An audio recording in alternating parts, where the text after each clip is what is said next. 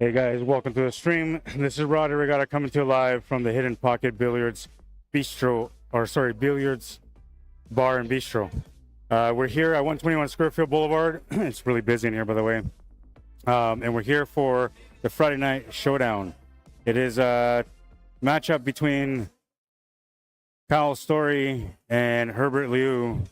Herbert Liu at the table right now. They're playing on the 9-foot. They're playing 8-ball.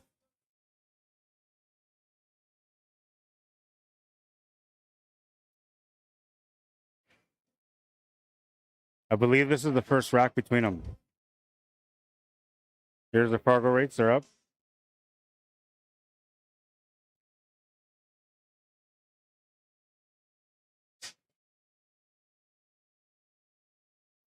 That's Herbert Liu still at the table.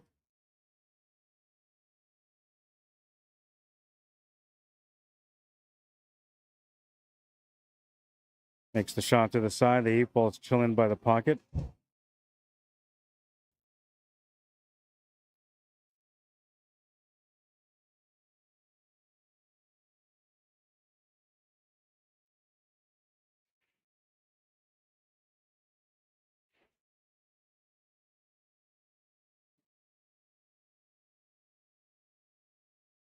All right, so Herbert for sure won that game, and I believe that was the first game. STOREY to break. It's alternate breaks. Race to 11. Couple hundred on the line.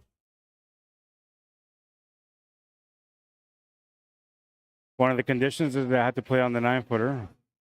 So in the game, whatever they want to play, whatever the race they want to do, I'm good with that. As long as both parties agree on the terms, I'm good with it. And these guys agreed on a race to 11, 8-ball, alternate breaks. Going with VNEA rules.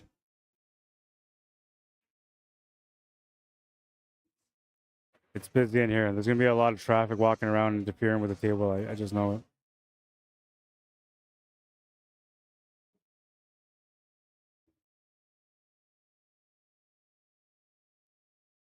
All right, so STOREY will get the break on this one.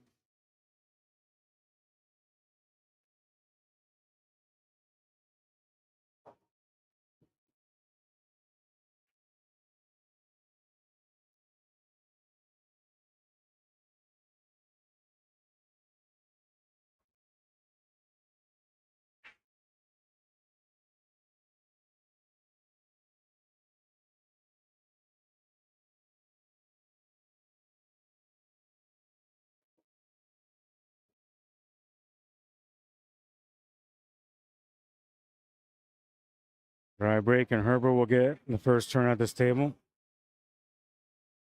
Won the first game, which is an important one that kind of gets you going. Sets the tone, sort of. Pattern's not bad. He's got a pretty nice pattern here for the solids. I am surprised he's not taking the 7, or maybe he's just taking an assessment on what he wants for shape for the 6-ball, but 7-ball is the way that I would start.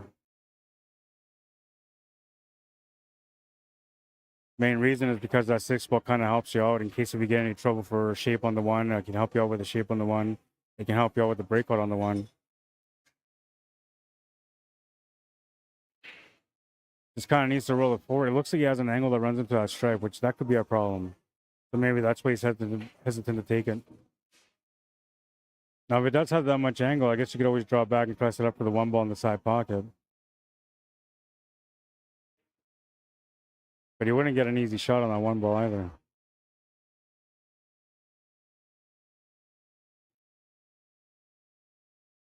Oh, he's shooting stripes. I thought he was shooting low ball. Oh, I guess it was open. He had a choice. That's right. Not sure what he's going to do here, though. Not many options.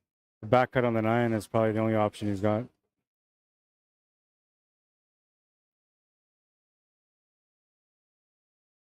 Gonna make a nice cut, though.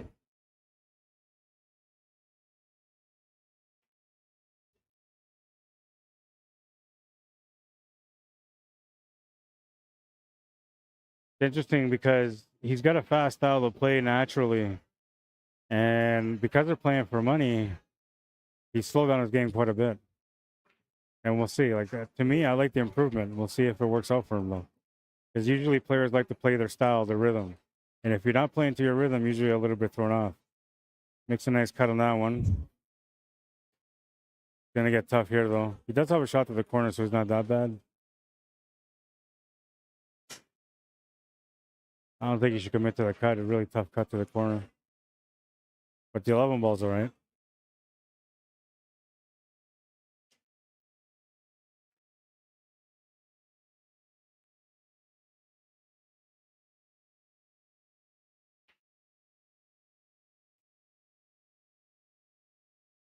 Very nice shot. Yeah, good shot on the 13 ball also. So he's almost set here. He still has to find a shot where I believe that's the 14 ball near the 3. It does go to the right side middle. It goes to the left side middle. It might go to the top left corner. It does not go to the top right. And of course, it goes to the bottom right or bottom left. There's a lot of power on this one. He's going to get back beautifully. He's got a shot to the side. And he's got a shot to the corner. Peter's choice. I like the corner better here. Yeah, well, he's going to miss it, but that was the right choice. He tightened up. Plus, he was already walking around to the other side of the table already, man. Usually, that's a bad sign. It means you didn't stay down for your shot.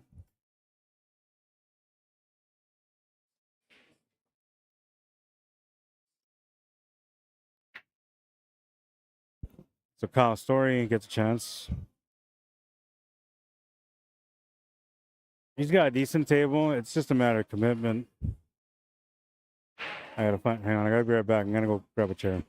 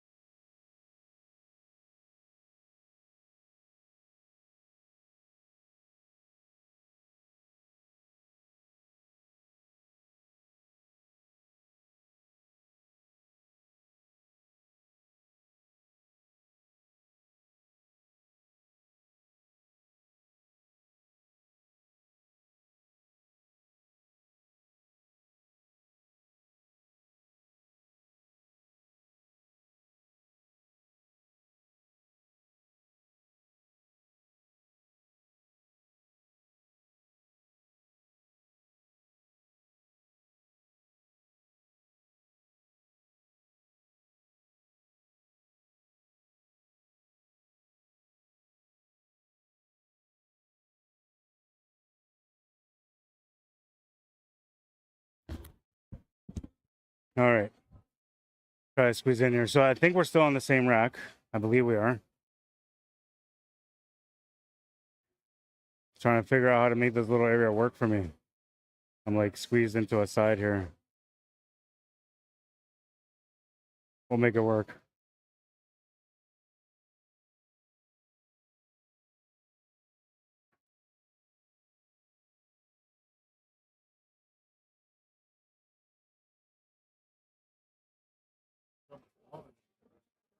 Oh yeah.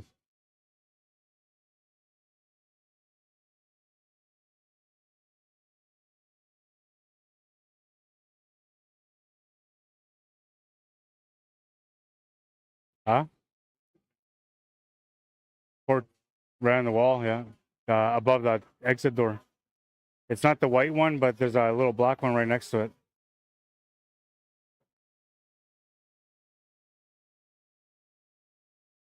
Yeah, and you can, he's got him here too on the side too.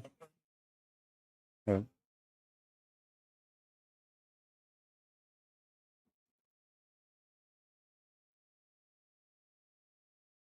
Well, hitting that ball there slowed him down a little bit. He's kind of lucky that way.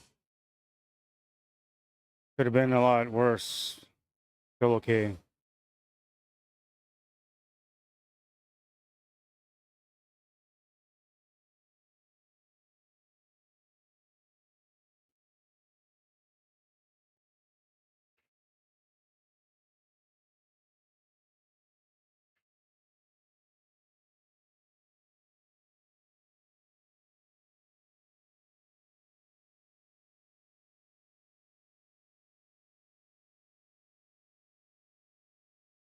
Not sure who the favorite is to win this match, to be honest. Fargo says that it should go to the last rack. Both these guys have established Fargo rates.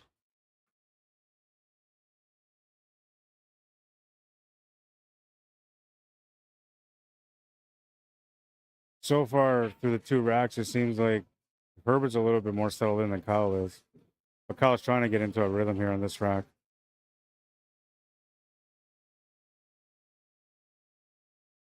I really enjoy watching these guys kind of slow their game down a little bit because they're usually typically faster players. But because there's something on the line, it's making them slow down and making them take their time, figuring things out a little bit better than the usual way that they go about things.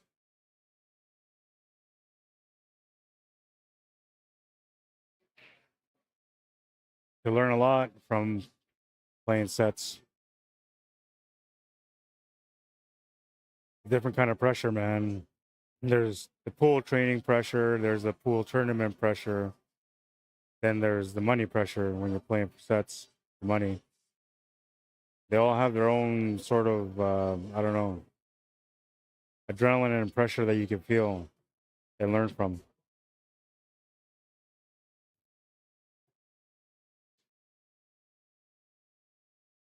The higher the bet on the line, the tougher it becomes for the players to play because they're constantly focusing on the shot, but they're also very well aware of how much they're playing for, and usually that kind of plays a bigger part into their game.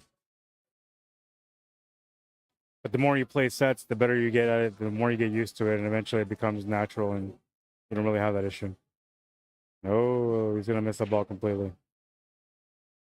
Ball in hand for Kyle. Yeah, you gotta start off here. You can't go up and then back down, then back up. You have to go down, then back up.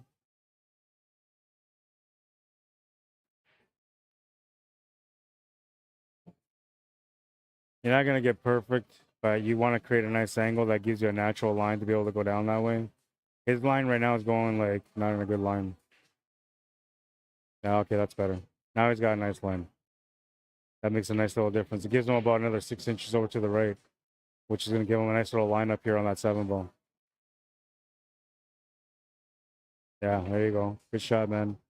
It's a good thing you recognize that angle wasn't right the first one, because the first angle he had was taking him right towards the 7. So moving that little bit over, gave him an extra, almost a foot over, and now he's got a nice line. Making sure he stays down on the shot. 8 ball remaining to tie it at 1.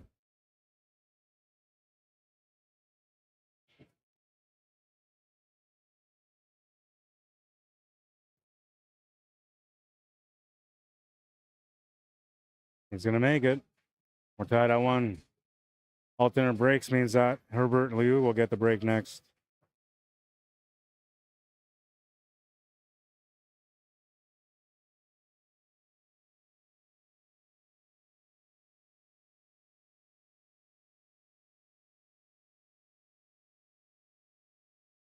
Friday night showdown, man. Not going to be here next week or the week after that because I got a couple of events going on for the weekend. Next weekend we have the 4th annual Wally McLean Memorial Tournament that's happening at Sonic's Bar and Grill. This one right here. $4,000 added. It's a team event, 5-player teams, happening November 15th to the 17th. So I won't be around for next weekend. By the way, if you want to get into that one, you can still register to get in. Contact Ronald McLean Jr. at ckmcleanjr@gmail.com. And then the week after that, I'm out in Swan Lake First Nation for the 9th annual 8-ball pool tournament. That one's happening November 22nd, 23rd, and 24th. So both those, for that one, if you want to get a hold of Wanda, Farrell, or Angie, you can let me know and I'll get you in contact with them for that. Something's going on with my screen.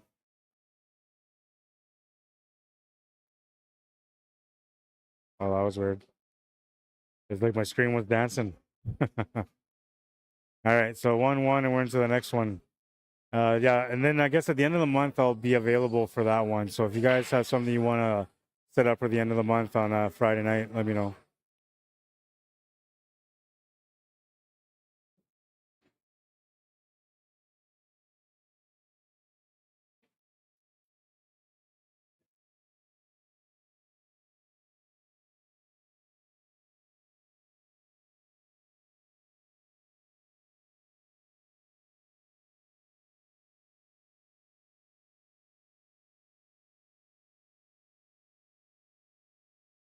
One thing I like about being here, like where I am right now, set up, is that I can be as loud as I want, man.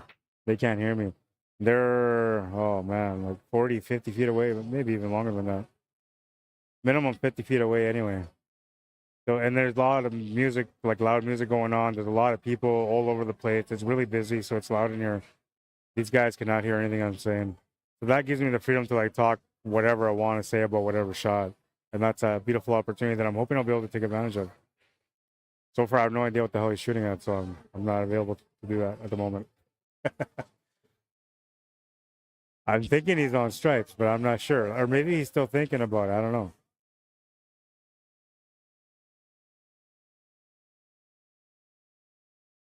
Looks like he's on stripes. Yeah. Yeah, I should have been a pool detective, man. I could tell you what suit the player's playing and why he's playing the shot that he's playing. Oh, no. Gonna come up short. Not a bad lead, though. He didn't really sell out or anything. Giving him a shot to the corner on the low ball. If this table's still open anyway. It might not be. I missed a couple of minutes here.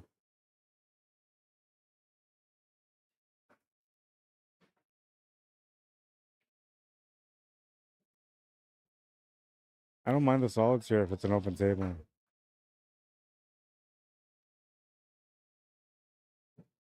Gonna overcut that. It was a shape that he was thinking about why he ended up there and why he missed the shot. So still an open table. Kyle Story with an easier opportunity here now on the stripes if he wants to take them. Can take the shot on the 13 to the side right now too, which is a bit of a problem ball. He can definitely start off and claim the stripes right off the hop and just make that ball in the corner where he's standing right now. But I'm thinking that the opportunity here on the 13 is just too tempting. He's got to take it.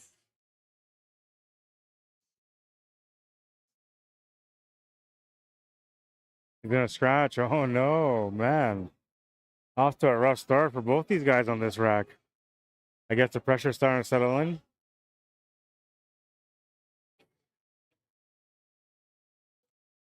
Now, you got to keep in mind, these guys don't really gamble. One of them gambles a little bit, which is Kyle. But the most that I've seen him play so far is like $20. They'll play like a race to 5 for 20. They wanted to come and play on the stream. They wanted to have a nice little showdown here on a Friday night. So they put $100 on the line each, and they're having a little showdown here in a race to 11. And I'm telling you, man, for these guys, this is a big match. But this is like playing for $1,000. They're feeling the same way right now because they don't do it. They never do it.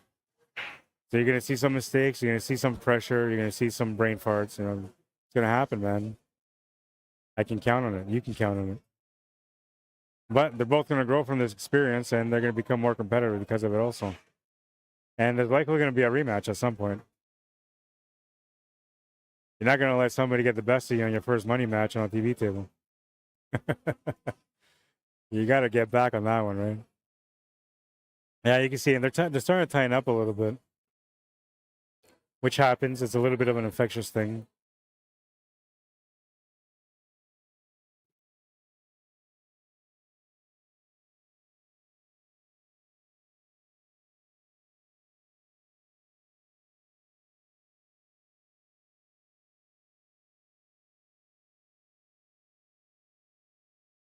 Kendall Story on the building too. Had a matchup against Gary McKenzie. I believe they played for 500 each. Kendall won that match.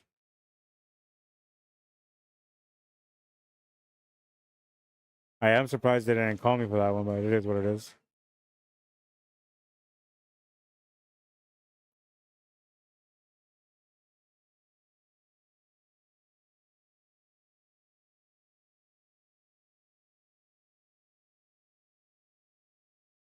Is he trying to play it off the ball to the side? I don't know. I don't think that'll work. Or maybe he's trying to play a combo save. Yeah. He still left him a shot on the 11 ball, though. Took away the 12, took away the 15.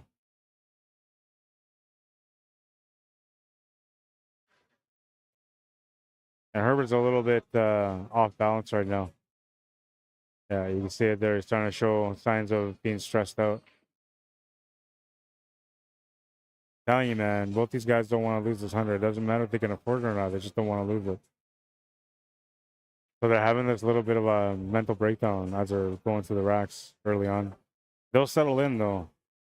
And maybe not right away. I'm expecting Herbert maybe to, because you can see so far the last, I believe, 3 shots, he's missed them widely. So he's definitely feeling the pressure, where Kyle right now is kind of settling down, but it's almost like he's like taking too much time. You know, but he wants to make sure, because he knows his opponent's missing. He wants to make sure he punishes them. Lots of different options here. The 3 ball is the one that he's trying to figure out.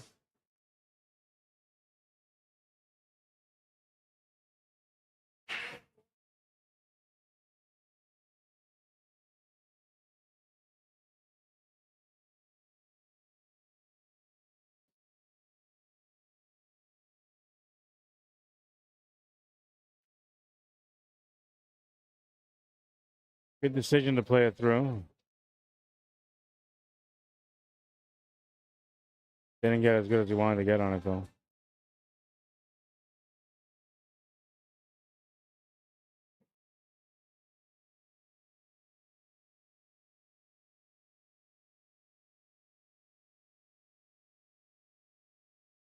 It does go to the side, no problem. And I can see, like, the lineup, it looks a little bit off here on the stream.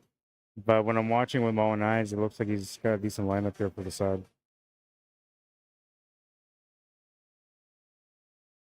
Oh, he's going to overhit it.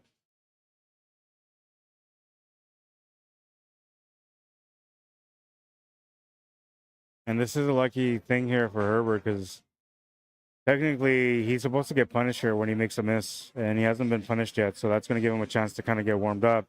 If he wins this rack, it might even build up a little bit of confidence from it.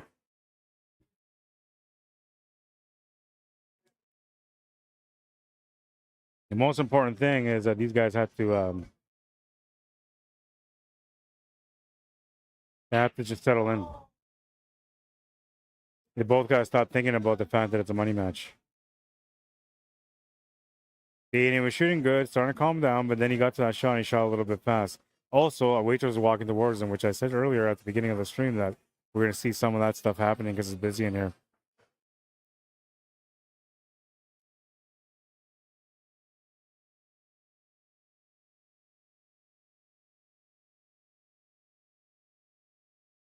And this is nothing yet, man. Just wait till they get, like, you know, maybe 2/3 of the game into it.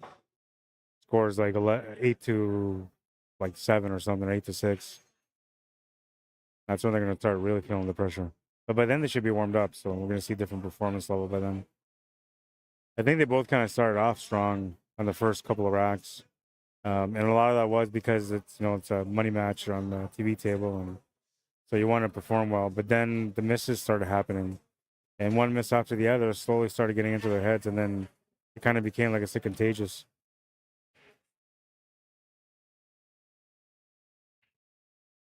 Kyle's doing his best to maintain cool. This is more or less the speed that he plays at.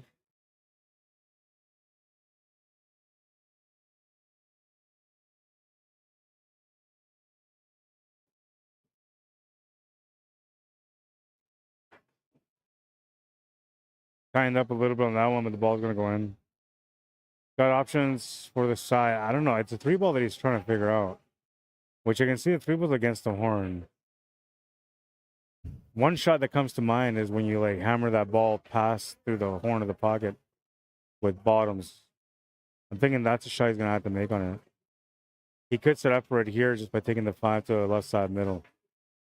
A little bit of draw would set him up for that draw. I don't know what you call that shot, but where you force the pocket for the object ball to go in.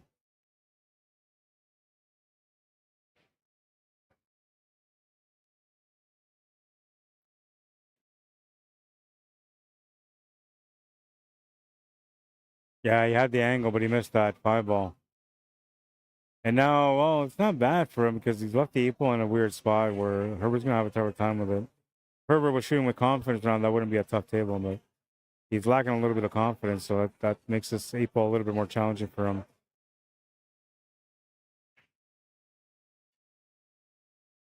Got a nice option here to be able to play the cue ball through and to maybe bounce that 8-ball off the rail to open it up. It would still give him the shape for that 15-ball.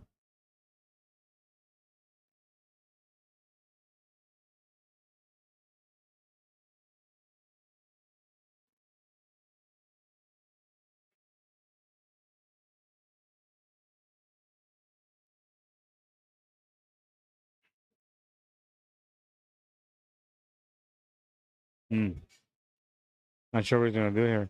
The only option you can really play is just a safety or the bank, yeah. Bank, you're all in. And I guess if you're going to leave the shot on the 3-ball, you might be all right. Yeah, he's going to make a nice shot.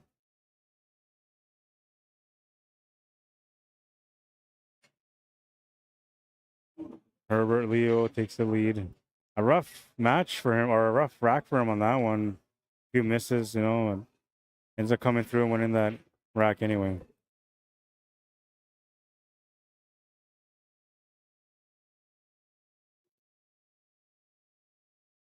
Very nice bank.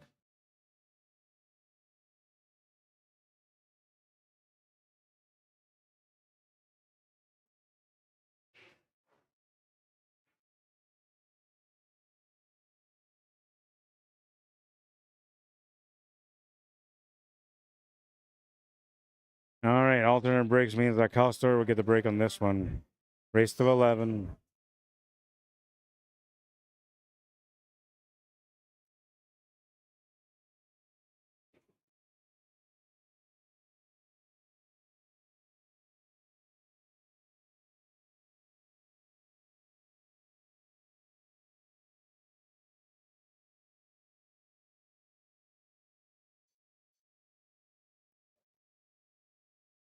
Good contact, but they're playing on a 9-foot table, so it's going to be a lot harder for them to get that energy to transfer to make a ball. Only way you can really get most of your transfer of energy is if you go to the line, the string where you break from. You have to go right up to the string and then not use the closed bridge. You have to use an open bridge for the extra power.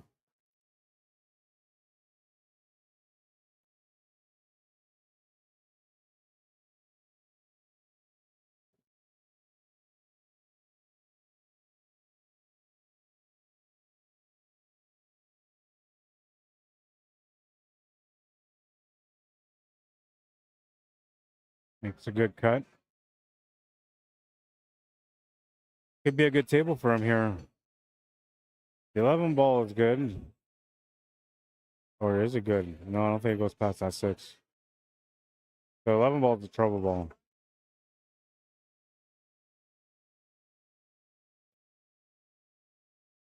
His stance isn't correct from what I was just seeing there. He does have a snooker background though. Owns a snooker table at home.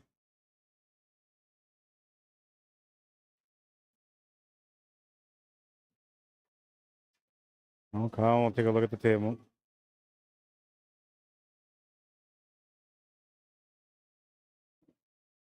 Easiest option for him to start with would be that 4 ball. 7 ball would be a safety. I don't think he can cut that 7, but he can definitely hit it for a safe.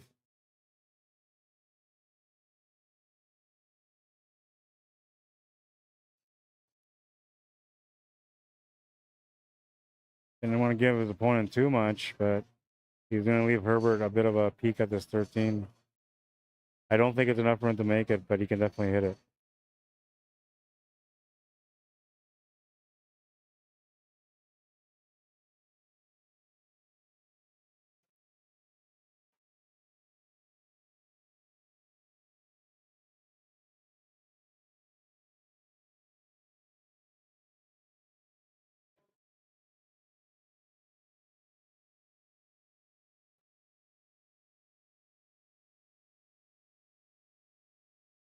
All right, and Kyle comes back.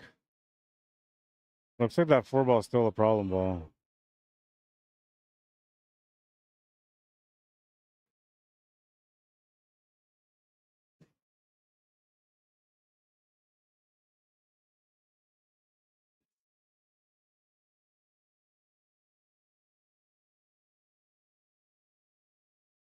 I mean, he's looking at it like it goes, so maybe it's not a problem ball. Yeah, it definitely goes. Hard to tell with the angle sometimes. I don't know why. It'd be common sense most of the times.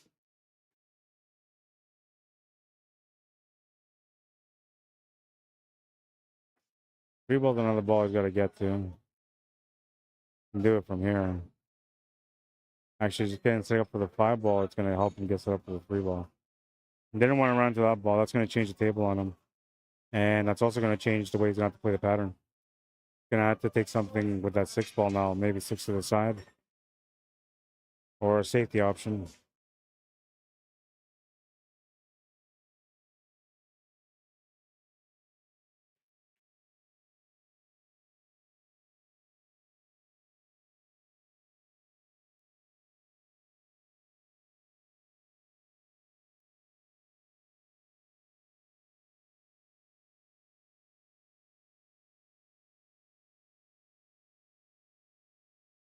Paul Howder, how you doing? Gene Peacock, welcome to the stream. Couple of hundred, Dave Wilkes. Jonathan Kaskaman, how you doing?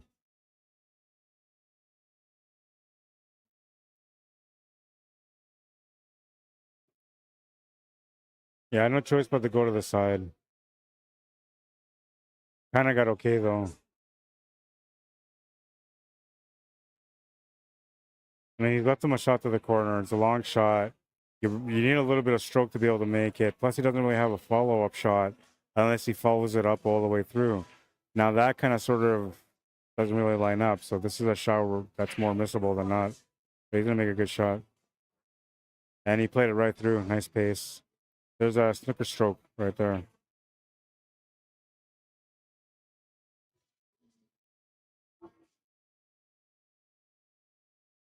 Gonna make the 11, and he's got a nice angle here now. Just got to play it on the side where you can find the pocket easier, and I think he has to go to the right side of the ball instead of the left side of the ball. Only because if you look at the 6 and the 3, the 6 was a little bit closer. So if you're, or whatever that is, a 2. If you go that way, there's a good chance that that ball might burn you. If you go to the right, you have a bigger area. And he chose to go to the right, which was the right decision. Came up quite short from the shape that he was looking for, though. Still has the shot, and he'll come up just short of it. He was focused on making sure that he pushed that 8 ball out in the open, and because of it, he'll come up short. I'll start looking at the 7 ball now, trying to figure out the pattern on this table. No real problems here on this table anymore. It's all positional play. But you want to be disciplined. You want to make sure that you pick a pattern that Allows you to find the next shot without any complications along the way. I like the 7 for the 1. I don't mind taking the 7 and maybe drawing back from that, trying to set up for the 3 ball, but the shape for the 1 seems to make more sense to me than anything else.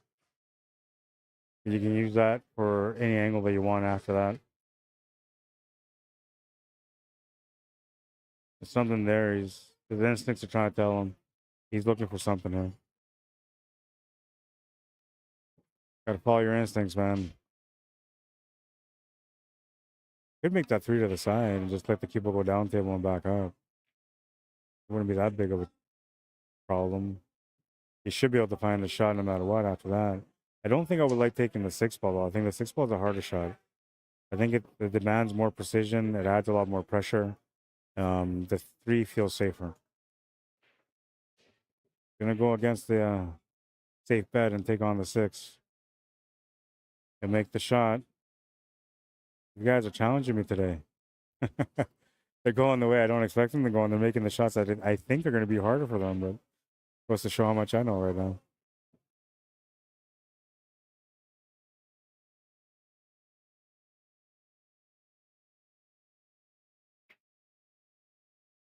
I still like playing the shape of the 1 off the 7 ball though.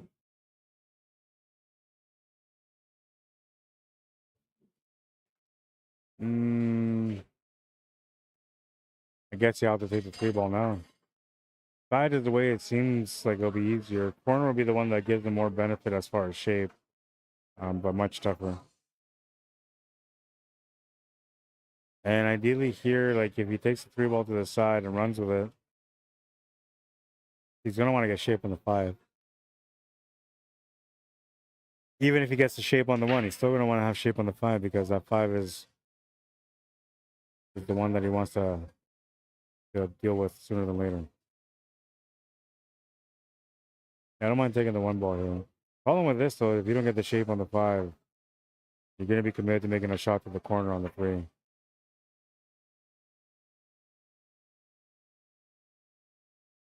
Well, he's got the shape on the 5. He also has a shot on the 3 with a little bit of an angle. Makeable shot, which also gives him shape on the 5 ball still. I think I would take that 3 now, but that shape on the 5 is good. He can make that shot and actually come off the ground, set up for the 3 ball on the side. So it's not a bad choice to make the 5 ball.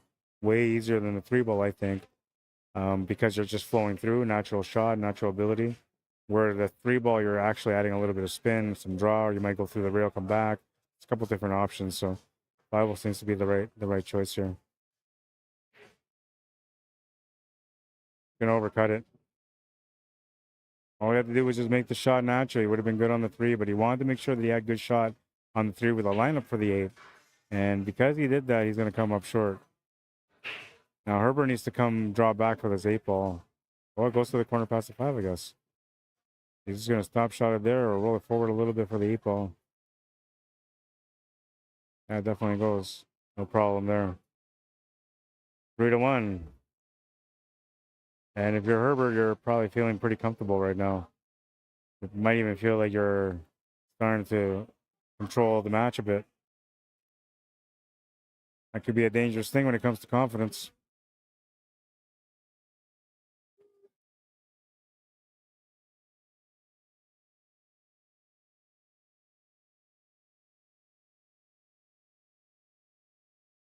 Race to 11, alternate breaks, 8 ball.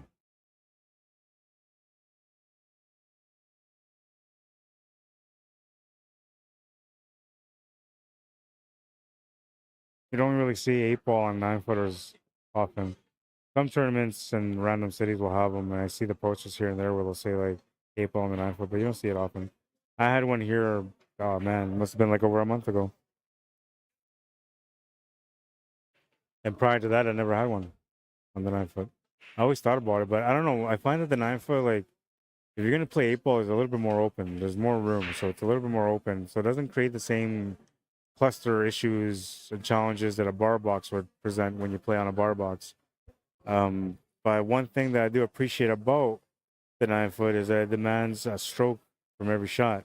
So you have to make sure you put a lot of stroke into your shot, which is good for your game.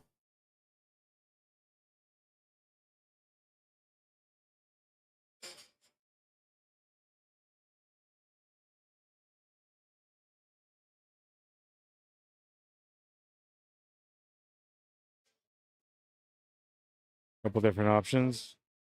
I like the line on the 3.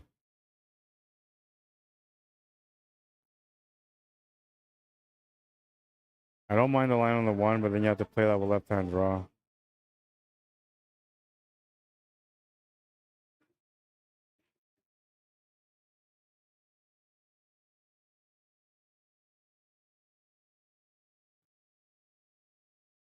Oh, and that worked out okay. I was worried that maybe it wouldn't work out with the left-hand draw, but it worked out fine.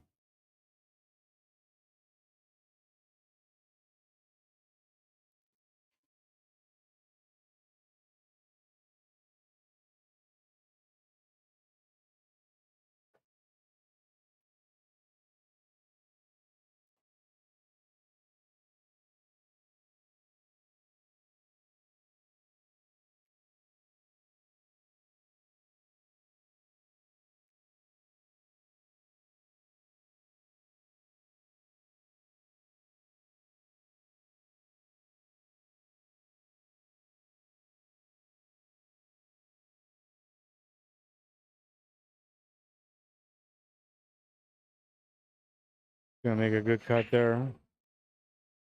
Have to get away from that stripe. He's gonna be stuck shooting over the ball now. Now on a 7-foot, no big deal. On a 9-foot, this is a bit more uncomfortable.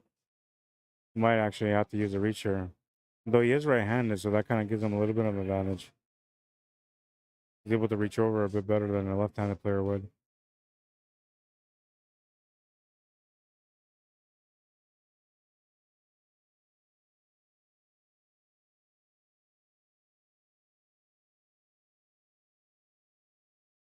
Gonna make a good cut there.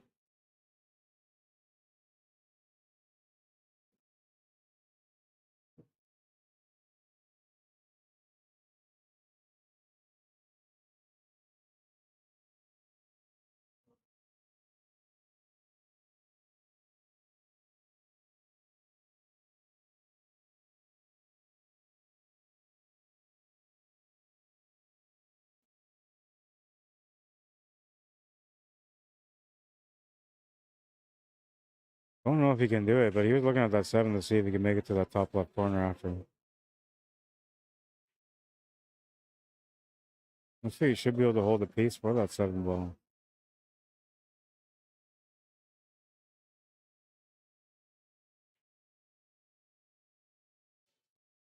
And that's what he was trying to set up for. The only problem I have now is that, like, what are you gonna do with the 8 ball?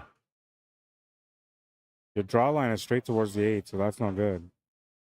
The most you can maybe shift over is just slightly over to the left side, which will still make the 8 ball a little bit. And that's probably the worst case scenario because then you would send that 8 ball towards the stripe. You can't really go forward because you're shooting over the ball. It's going to be awkward queuing to begin with. And there is a little bit of room to get by, but not a lot. But I like what he's thinking here. Just try to roll forward a little bit, just out for a back cut on the 8. That's not a bad choice.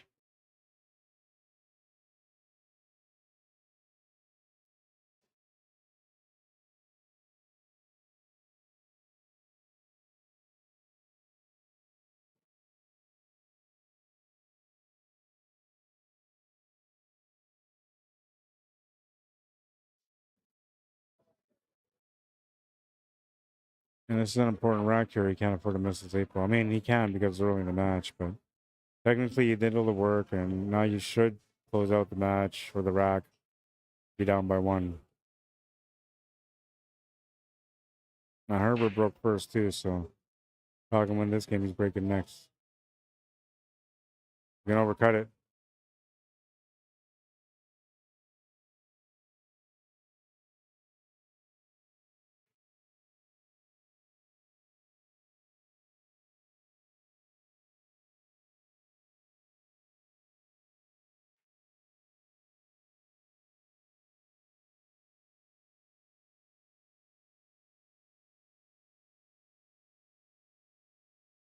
Tried to get that 11 ball off the rail. It would have helped for sure, but it's not in a horrible spot. It's just not the best spot to be in.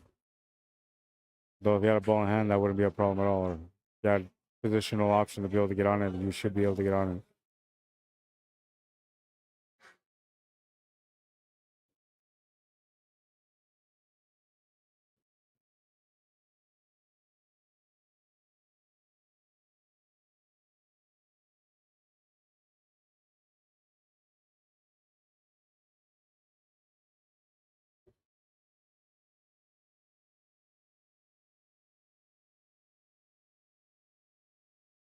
3-1 for Herbert.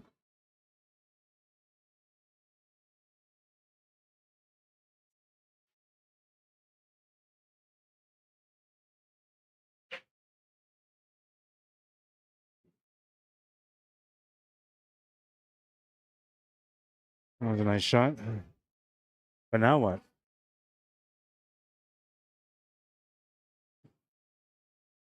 I mean, the table is there, so like he can play the 11 ball, come across to the right, gets it up for that 10 ball, and then go up table on the left side of the table, all the way up towards that 8 ball almost, getting onto that 15 and 13, making them on the bottom right corner. So he had an opportunity though. He just didn't think it out. He shot ahead of time before he can think it out.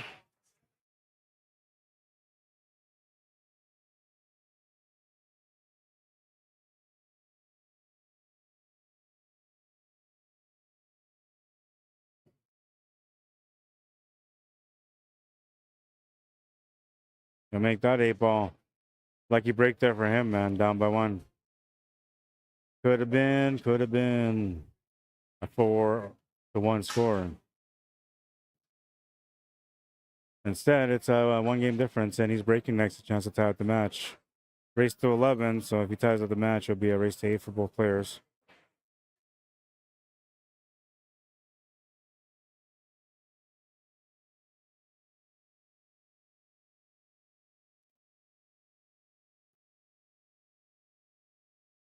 If you're in the city of Winnipeg or around Winnipeg, you're looking for a tournament on Sunday, other than the Hidden Pocket Sunday Open, there's a Vegas and Under tournament happening at the Blue Room. It's $50 entry. Contact Ariel De Los Santos at 431-668-8544.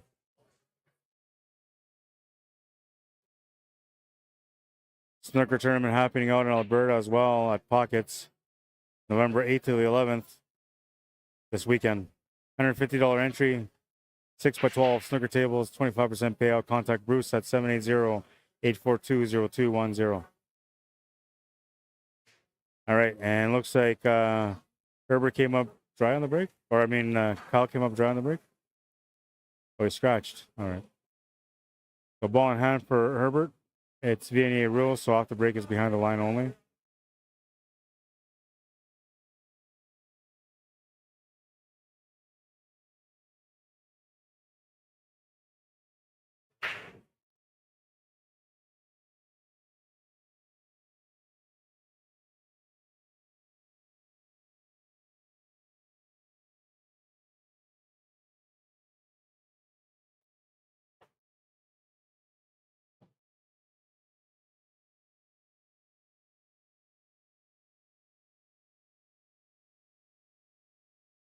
When I'm looking at this table, I'm thinking to myself, I want to go a low ball.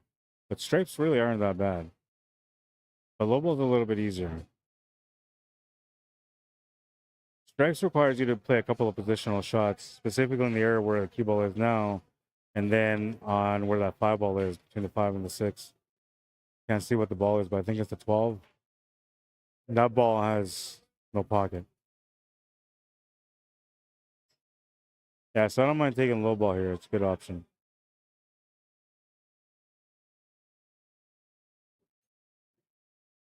Oh, he's getting down. He's starting to feel a little bit more comfortable. This is more like the style of play that he has. At the beginning, he was playing a little bit slower, trying to, control his pace. But this is the style of play that he usually plays. Like, so now he's slowly getting into his comfort zone.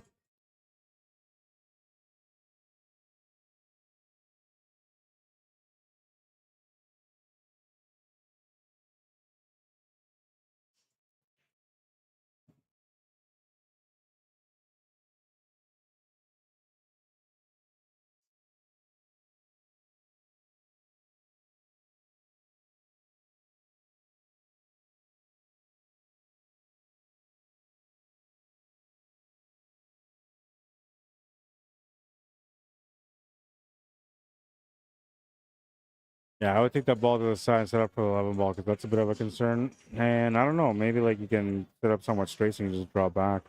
Because you don't necessarily have to break out anything when it comes to that 9 and 10 ball, I think it is. Or 12 maybe, I can't quite tell from there. This isn't bad, but it's not really going to help for those 2 balls. But you're going to want to take that 11 ball off that rail.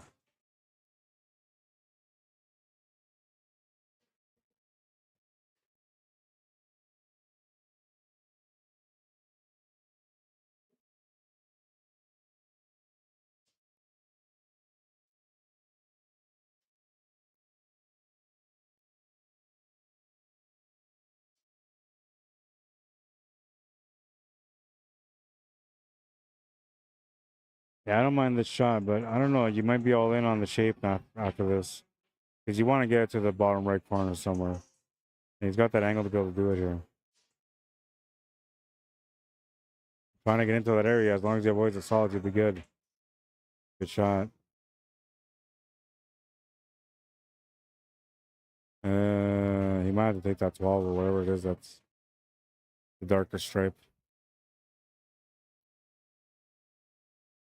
I think that will give him the setup for the side pocket after anyway.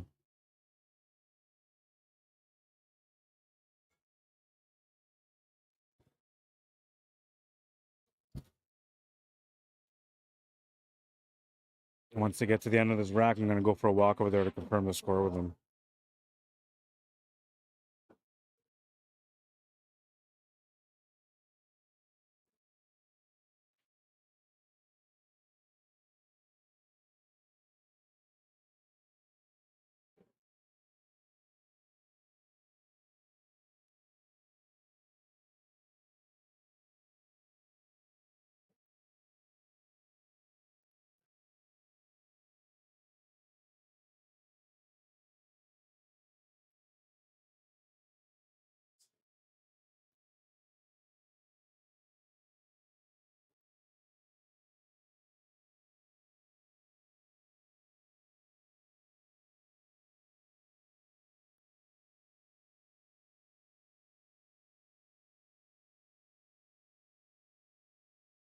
Oh, man.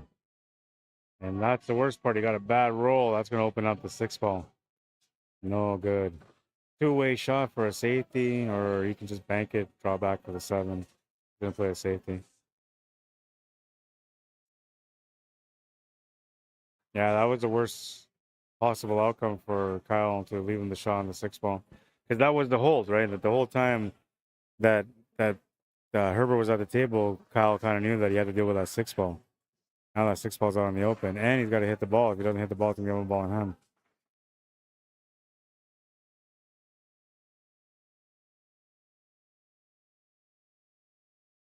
Oh, he's going to nick it, but he's going to scratch anyway.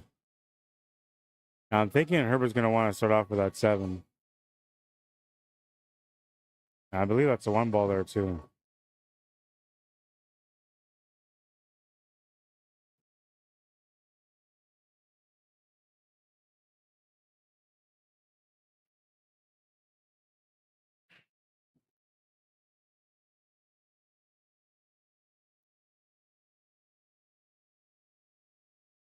That's all right. That worked out okay.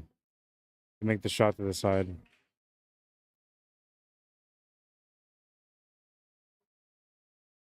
4-2. Race to 11.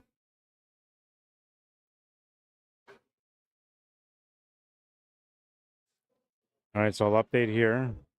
Go to YouTube real quick. What's up, Harry? He says hi from Kenora. Rick Nichols says playing so slow. Ron says hi, Rod. Robert says, please explain how an open bridge makes it work if you have a chance. I will. Bruce Jensen says hello, Rod. Hero 2407 says, so what exactly is the Friday Night Showdown? Well, Friday Night Showdown is more or less an opportunity for players to have sets on the stream where they can add a little bit of extra pressure to their game, and also allowing us to be able to see how these guys handle themselves under pressure. And the matches depend, right? Depends on the players. So you have some high-level players that play, then you have some medium-level players and intermediate-level players. Whatever level players come out, the way to me it's irrelevant. I just want to be able to give them a chance to have a little bit of a spotlight. So the rules are that they got to play at least for a minimum of $100 each, and they have to play on the 9-footer. I contemplate the idea of having 7-footer, but I feel like the 9-footer is where the challenge is at. If you're going to play for money, it should be on a bigger table. The game is up to the players, whatever they want to play. The race is up to them as well, and the format is up to them. I just come in and stream it.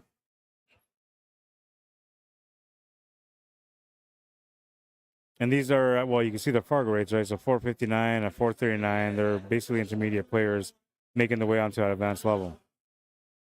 So you're going to see some back and forth. You're going to see a lot more back and forth than you would if you were watching two masters or two advanced players play. And as I mentioned earlier, these guys usually don't gamble. The guy that's shooting at the table right now, Kyle, will gamble here and there, $20 sets, you know. But for these guys right now playing for what they're playing for, it's like playing for 1,000 because they don't really play for money. And long race is something they're not used to, plus they're doing it on the stream. So you got to take all those things into consideration when you're watching these guys play, when you see the errors that come up and when they're feeling a little bit of extra pressure. We've all been here. These guys are in the growing stages, and this is a big part of them being able to grow in the right direction.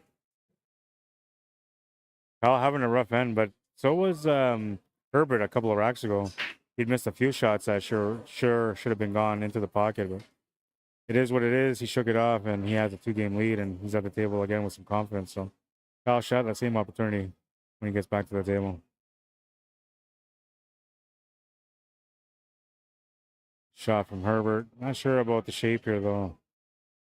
He left himself a combination, which I don't like. Not that bad of a combo. I just don't like it because, you know, there's a small chance you can miss it. He's going to make a nice combo, though.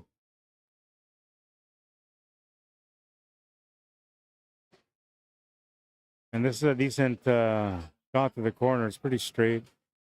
Bit of a tester, though, because you got to go forward. I would push all the way forward for that 11 ball. He just stunned over instead. That works, too. It was the 11 ball you had to get on. And he kind of sort of has to finish on the 9 ball, which the 9 ball doesn't really have a finish. So after this 11, he's going to have to play a 13 with an angle to be able to get into that 9. And there's the angle.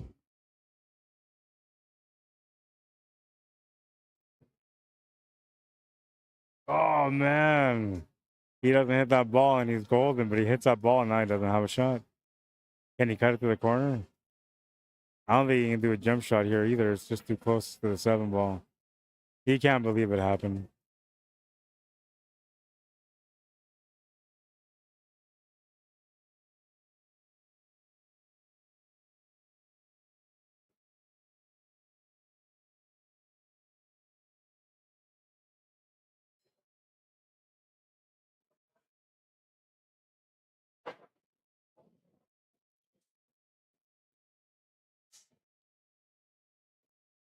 What's up, bro? Zuko. The earliest start time, I guess, it depends on you guys, man. Whoever wants to play.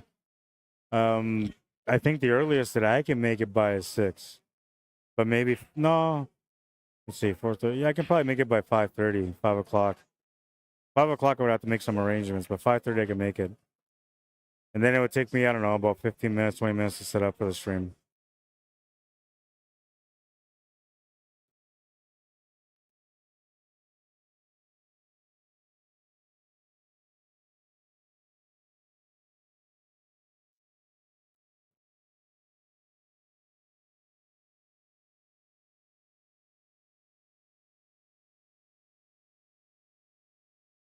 I won't be around for next Friday and the Friday after that, though, Zuko. Next Friday, I'm doing the Wally McLean 4th annual 8-ball tournament. And then that's Friday, Saturday, Sunday. And then I'm doing the Swan Lake the next weekend after that. 9th annual 8-ball tournament. That's also Friday, Saturday, Sunday.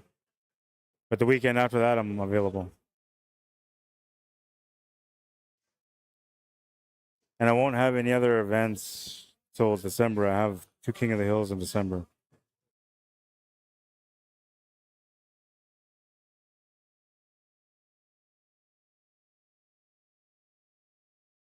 Which I always have a King of the Hill in December to give the players an opportunity to be able to make some extra money at Christmas time.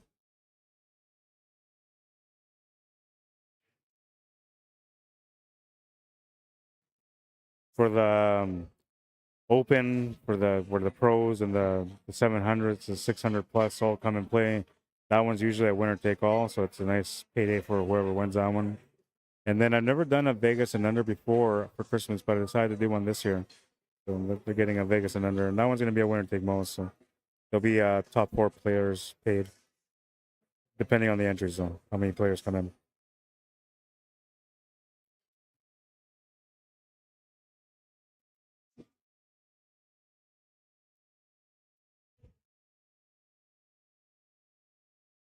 Good shot, Kyle.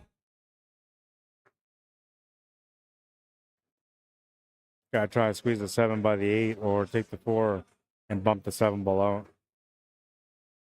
Which I don't know if that, it kind of looks like that 7 goes if you hit it softly around the 8. But you're going to want to draw off the rail, which that makes it a little bit more challenging. Yeah, you're better off with this 4. Tougher shot, but better result. And if you're stuck having to make that 7 past the 8 ball, it is what it is. Don't scratch. As long as you don't scratch, you're okay. Kyle feeling the pressure, man. And he's the guy that has a little bit of experience of gambling. I never ever see Herbert gambling. I was actually surprised that Herbert took on the challenge. And he was thinking about winning that one there.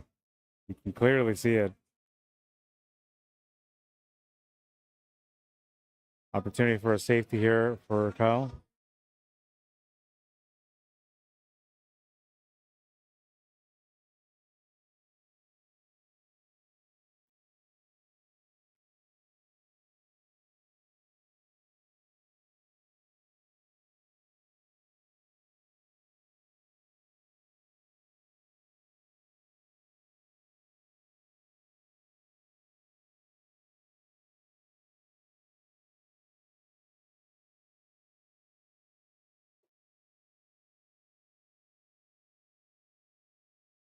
Steady in this place, man. A lot of people.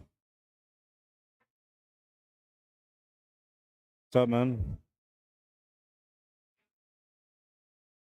You playing today? You playing a match? Or just practicing?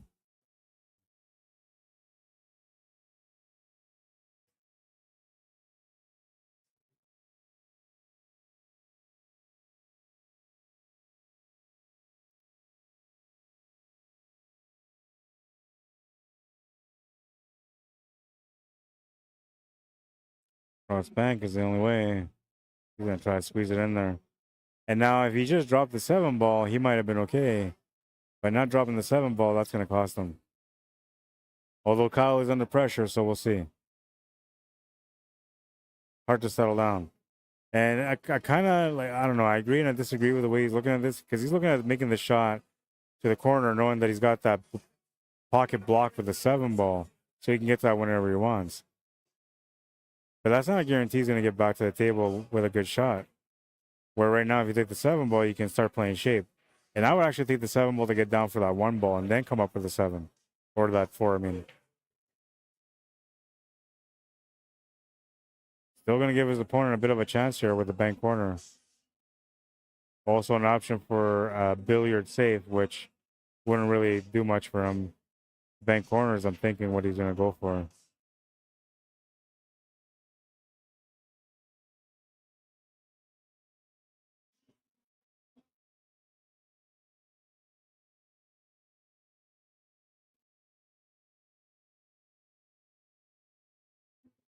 And he's going to take it easy here and play it safe.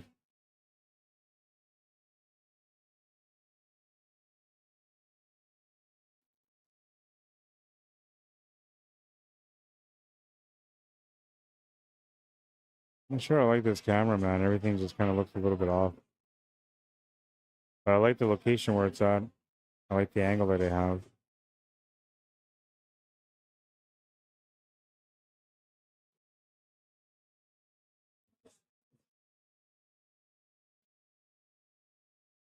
Okay, so now he's gonna more or less play the shot for the finish, but he could have done that already. I guess he did make a good choice though, because he got back to the table, still has a chance to close out, and his opponent moving that 8 ball down to the middle kind of actually helps him out for the finish.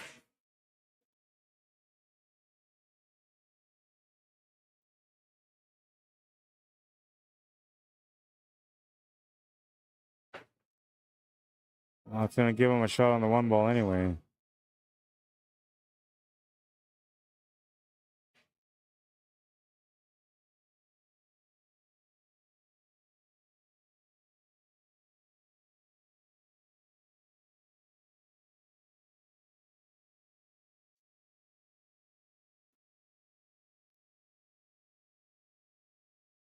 Lucky to have bumped into that 8 ball like that, because he would have been shooting over the ball otherwise. A little bit of a lucky break, and this is going to help him to maintain within one. Which I still have to confirm the score. It might be 4-4, because I think I might have missed that first rack. Wants the cue ball to stop, but it's going to keep going. It's going to freeze right up to that. Still has a shot to the corner, though. He's got about a half a cue ball distance between the cue ball and the 8 ball. So he's got some cueing room. Good fortune to be able to just have the opportunity. Might be kind of affected by this because he was trying to play shape for the bottom right.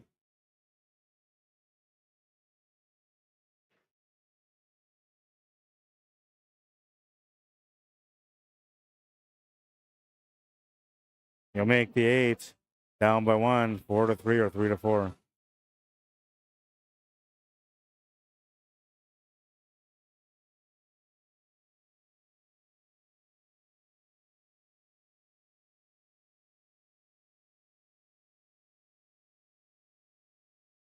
One of the highlights that I saved here was the combo from Herbert earlier. I didn't think he was going to be able to make that shot. He made it.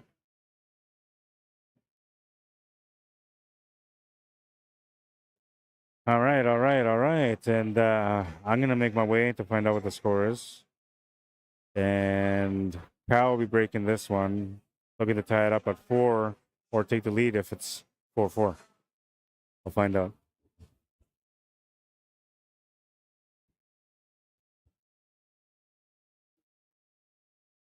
I got a drink there. I know what the score is.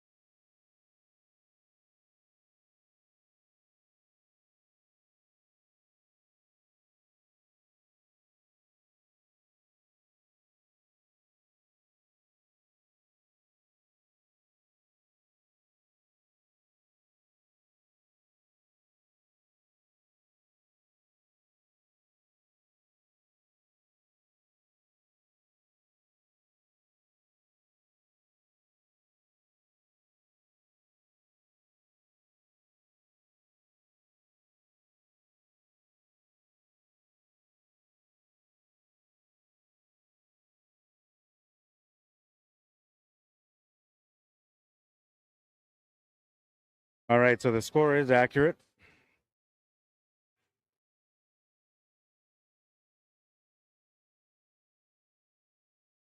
Oh, how did that not drop? I thought for sure that key was gonna drop, man. For sure, for sure.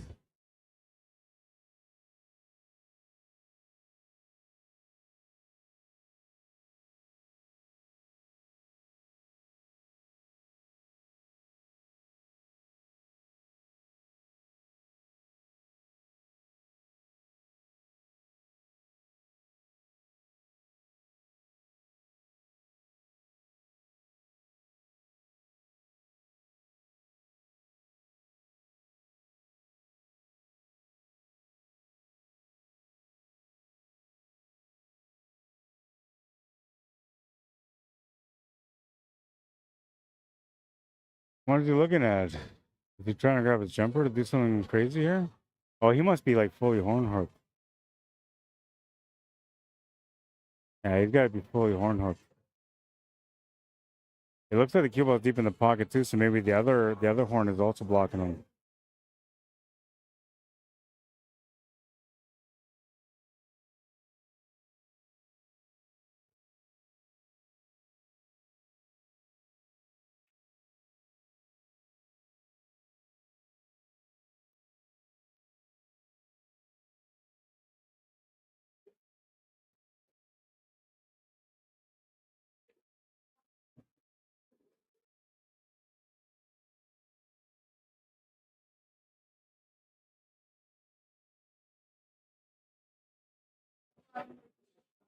Not bad. That was a shot though, but not bad.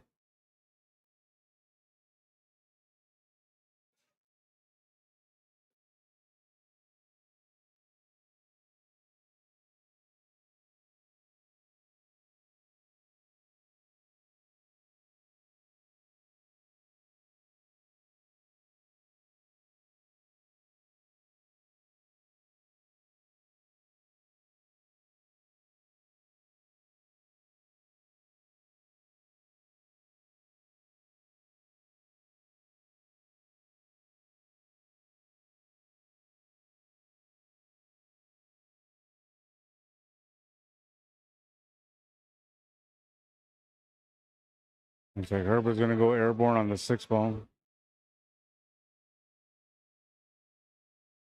Tough shot. Angle is not good for the shape on the 8.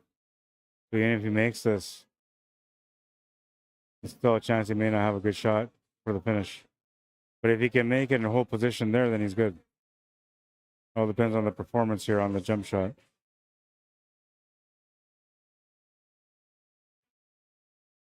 Oh, he's successful on jumping over the ball. Hits the 6 ball, but doesn't make it. Kyle takes a little walk around to take a look at the table, see the angles that he's got to work with.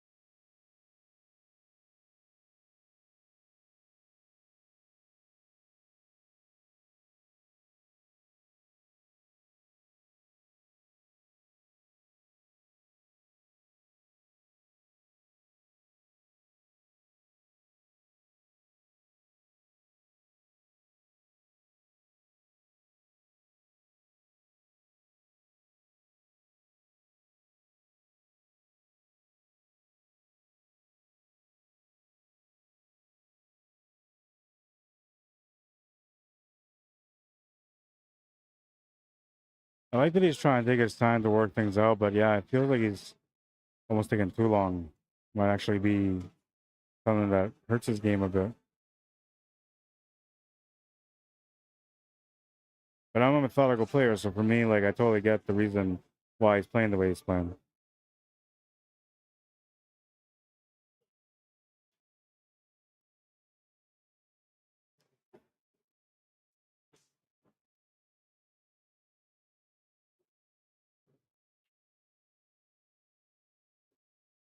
Corner is probably the better way, but you know, I have to play the cue ball through with topspin if you're gonna take that shot on.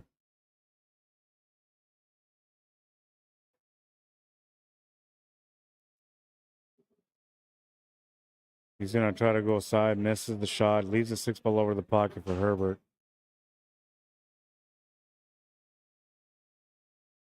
Looks like Herbert might have to settle for a long shot on the 8-ball. I'm not sure if it's worth the risk to try to clip it off the edge and then go 2 rails side to side to get on top of it. I mean, you could, but if you're onto that 15-ball, that could be a problem. He's just gonna settle for a longer shot on the 8-ball instead. And I don't mind that as long as you're playing good, which right now he's feeling confident.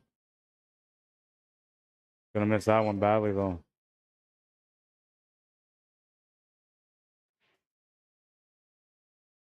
Showing a little bit of frustration there, which is gonna help Kyle to be able to build up some confidence from.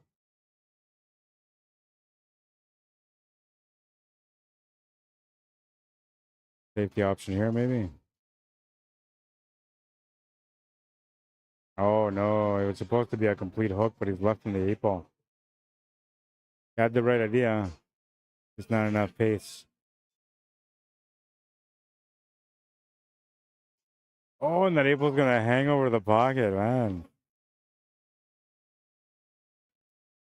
Extra pressure now for Kyle Story because of the 8-ball being where it is.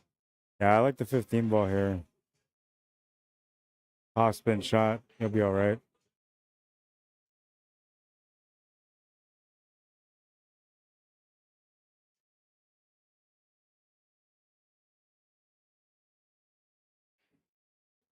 Not bad, still okay.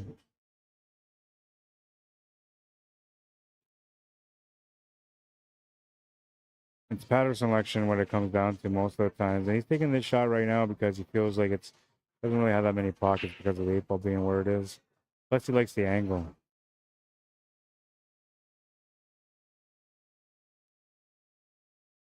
That's gonna set him up for the side pocket now.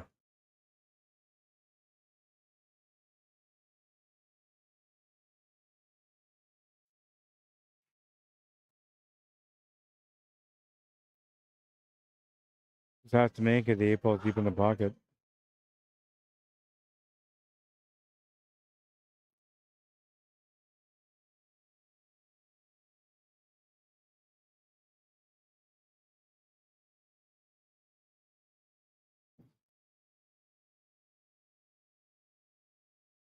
Well, he's gonna tie the match at 4.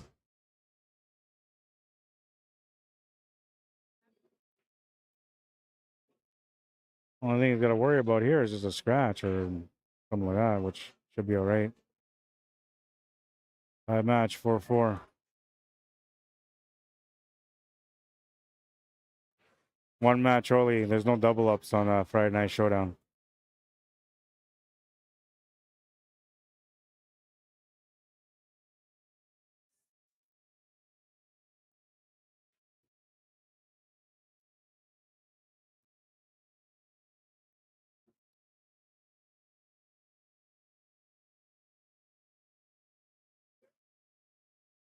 Hero says, I can get down with that. Solid premise for content. Yeah. I think it's entertaining, man, to watch guys play under pressure. I started gambling lately, so like I'm starting to play sets. And I'm finally understanding like the concept of the pressure behind playing for sets and how important it is to a player's game.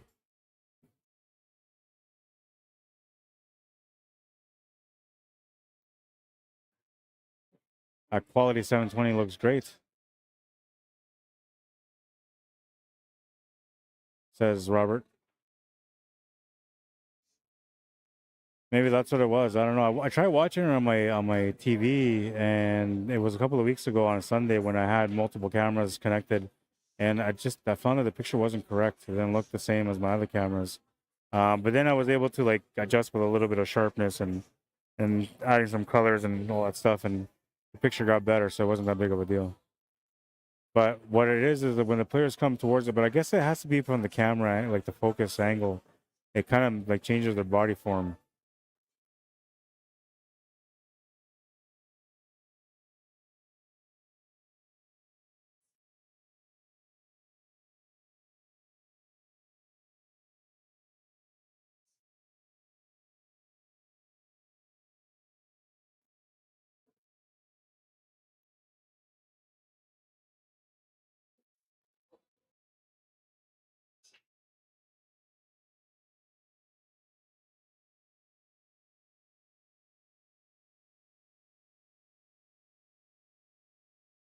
I almost got myself involved in a matchup today myself, but I didn't.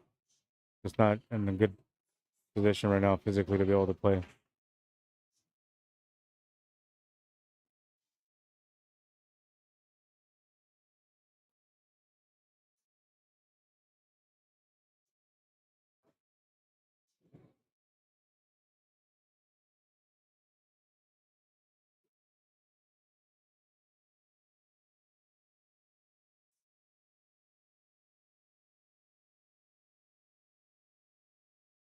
And by the way, like if it's a high level player and a low level player playing in a set, you guys can work out handicaps on your own too. I'm okay with that.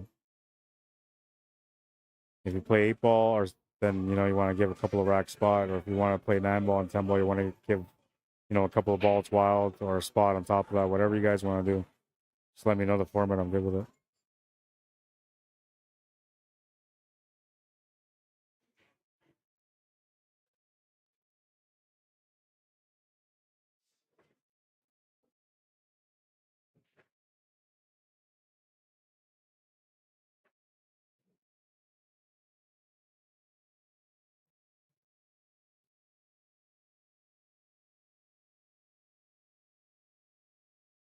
Trying to get more action off that shot, but still not bad. I mean, he can make the shot to the side. Can still get shape for the one, so it's not bad.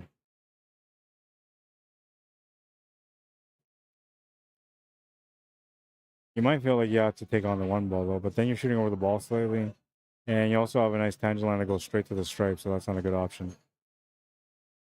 But I don't mind taking this 2 ball to the right side middle pocket.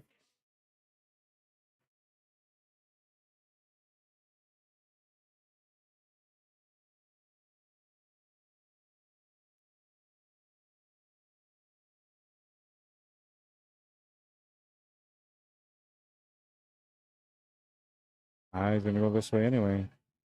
So this is like, well, as long as you stroke through past that stripe, you might be okay, but you might overpower it or underpower it. He's gonna stall for a really long shot. All right, not bad. Can't do a whole lot with the 8 ball as far as shape for the 8 ball. All we can really do is just kind of stop this shot, draw back a little bit maybe.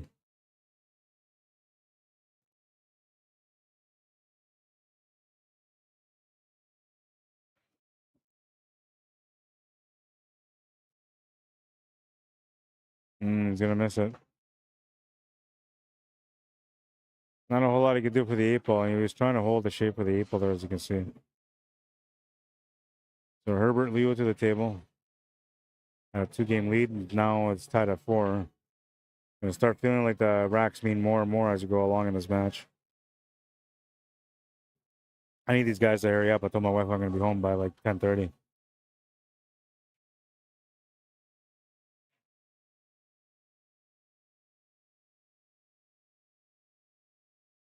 Quarter to 10 right now.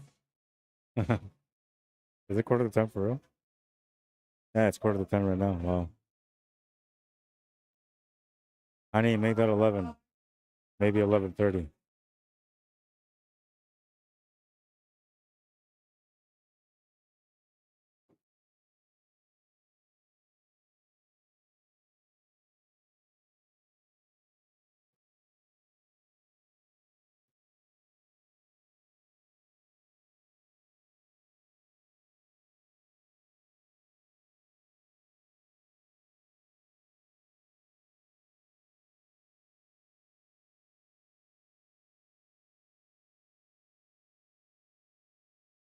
Gotta watch the pace on this one, but you want the cue ball to flow through.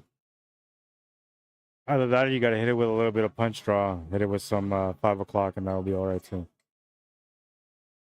5 o'clock spin.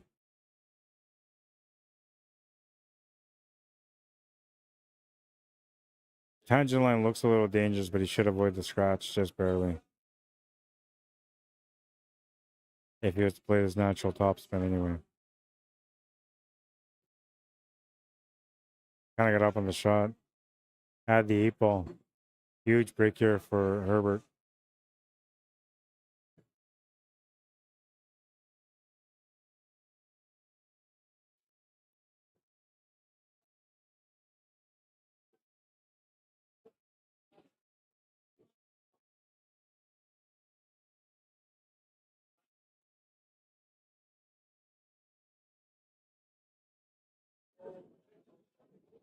himself a bit on a tough side here for this shot to the side, but gonna make it.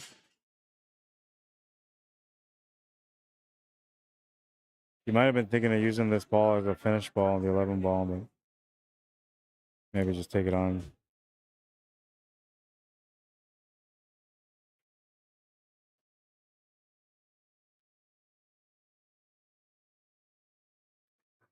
Using a duck for a finish can be dangerous depending how deep it is in the pocket, but if he just hits the edge of it, he'll be all right.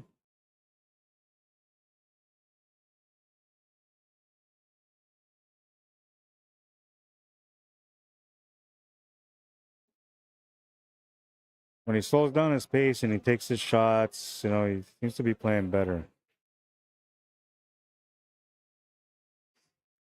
When he shoots fast, that's when he's missing, and there's a lot of extra body movement on there. 5-4, Herbert Leo takes the lead. Kyle Story will break next, trying to tie it up.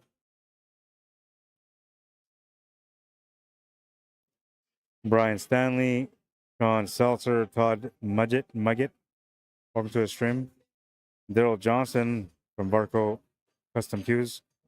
Alex Walker, Brandon Krug, Hell Art, welcome to the stream, guys. Kimberly Will, how you doing? Welcome to the stream. I guess we're taking a quick breather. I wasn't prepared for this, man. I'm assuming that's what they're doing. What's up, Clark? How you doing, bro? Stephen Strong. Mark Bendanilo.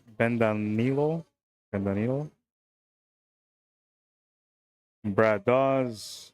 Tim Hoover. Daryl Musso. Welcome, guys. I'm assuming these guys took a break. That's the only assumption I have. Because they're both gone. And they're both smokers, so they're probably going to have like a half smoke and get back in. Probably watching the streamer now, listening to me talk. Pick up your pace, boys. I got to go, man. I told my wife I'd be home by 11. Or 10:30, I mean.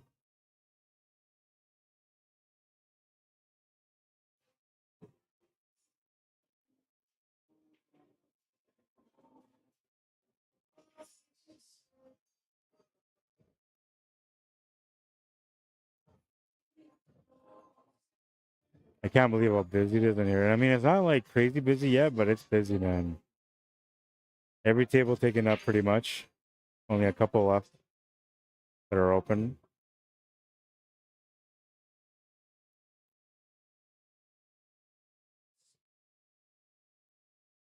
Lots of pool players in the house, too.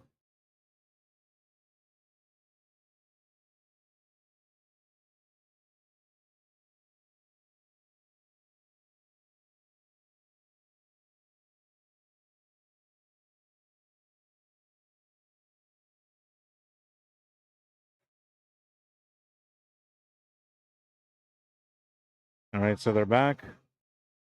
They're going to resume the match.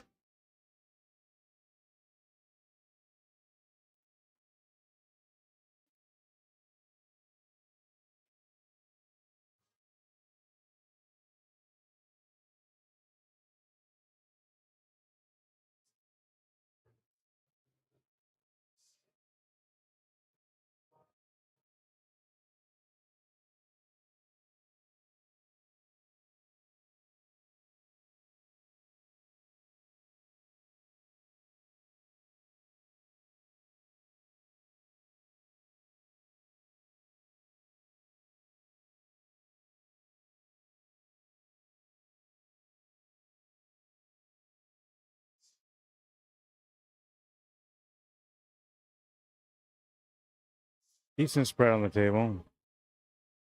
I'm thinking because of where he's like at the table right now, he has no choice but to go low ball. I don't mind low ball. I think it's just a pattern choice you got to figure out here.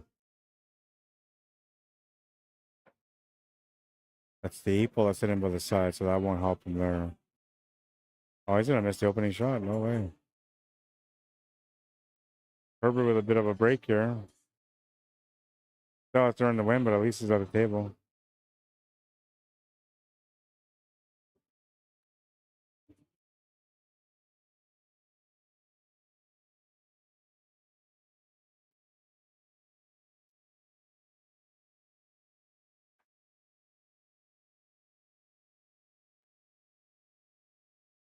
He's bringing out his new cue. No.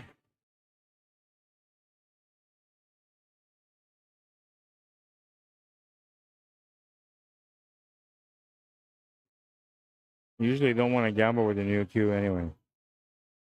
Takes time to get used to it to figure out how to play with it.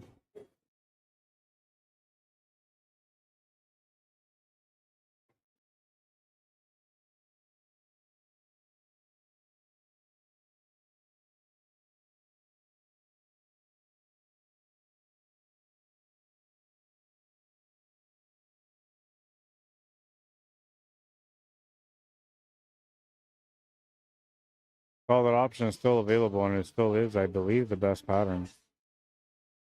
I mean, the strikes really aren't that bad if you're a good cue ball control kind of player. But if you're not, if you just play angles, man, a little bit more difficult.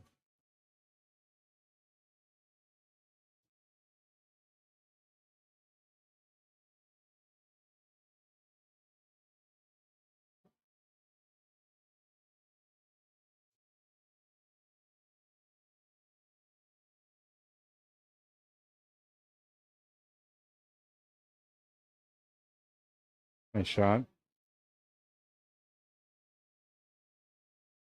I'm thinking you take the one ball and set up for the 7 next, but he might be looking at this like he has to play the 7 into the 1.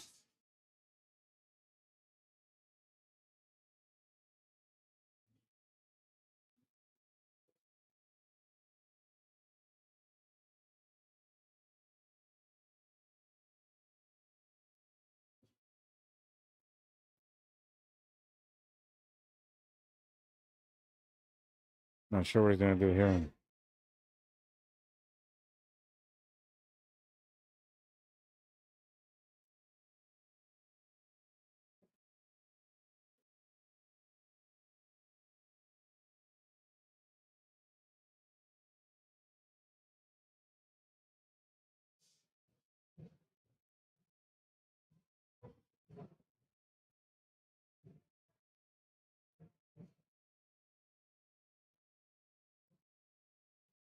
Oh, that's the 4, not the 8. Okay.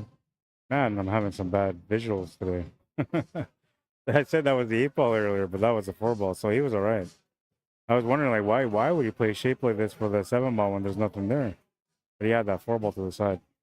It's kind of like when you, walk into like a social and you're like sitting there chilling out.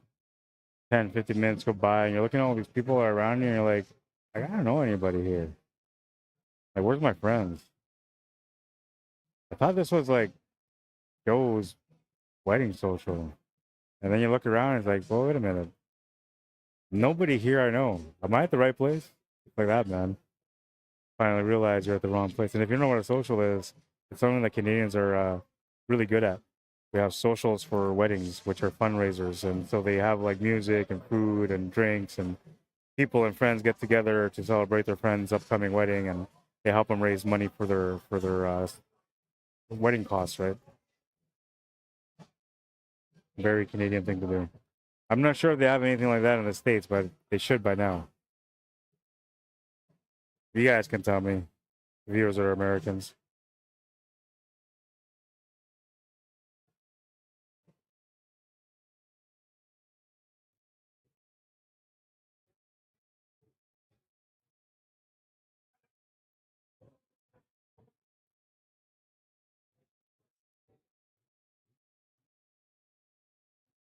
So, how are my American friends and viewers feeling about the recent election? I don't like to talk politics too much, but I know there's a lot of people that feel strongly about what happened throughout this the last couple of days.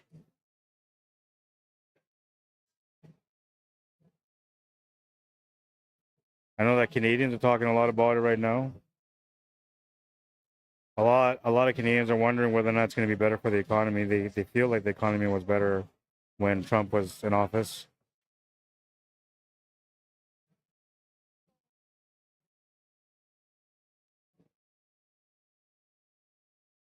Definitely a smart businessman, so he should make some good positive changes when it comes to how the economy runs, but not sure how everybody feels about him.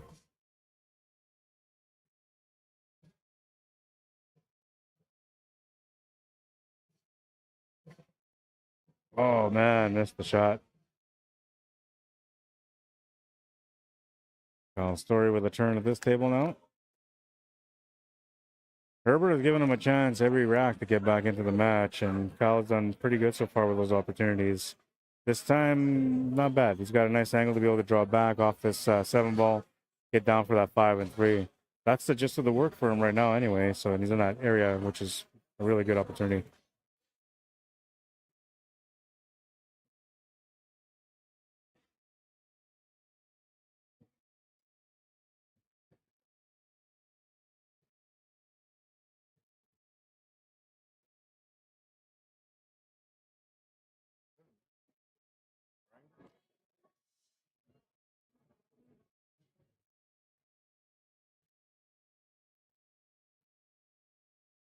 Gotta hit this not so much with 5, more like a 6 o'clock draw.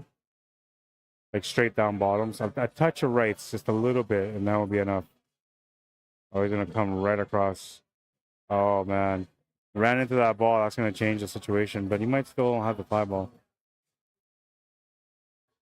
If not, we're looking at a difficult 3 ball. By the way he's standing, it's telling me that he's in a difficult spot. Herbert, come and take a look, is telling me that, yeah, he's definitely in a difficult spot. Safety option is always there, though. You don't always have to win the game on a shot. You could always win it on a safety. We'll see if he sees that option or not.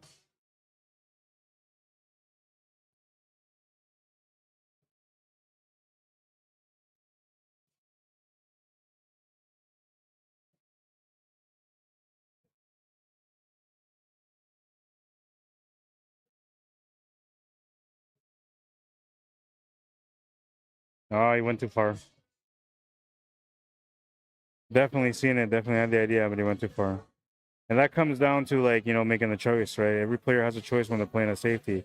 Either choose where you want to put the cue ball or choose where you want to put the object ball. But you got to make a choice. You can't play both. And it seemed like there he was trying to play both.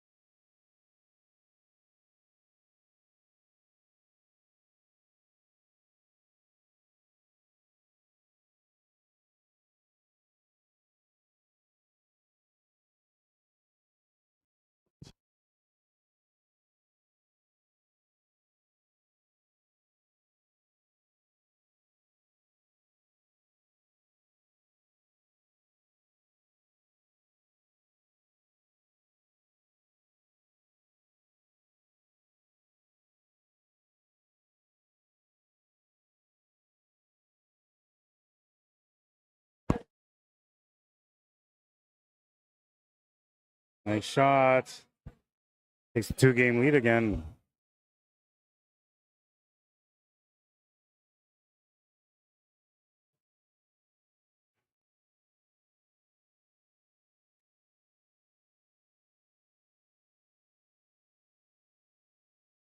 Alternate breaks. Herbert broke the first rack, so he's breaking all the odd racks. This is rack number 11 coming up right now. An odd rack, and he'll be breaking. Joel Shield, how you doing? Rich or Rick Callahan, how you doing? Brandon Cole, Mark Phillips, Julio Torres, Jason Drake, what's up, man? Linda Wellbanks, how you doing? Sam Jane, Baby Che, welcome. Darren Keller, what's up, man? Godofredo Bustamante, no relation to Francisco Bustamante. Or maybe. I guess we'll have to see him on the table to find out.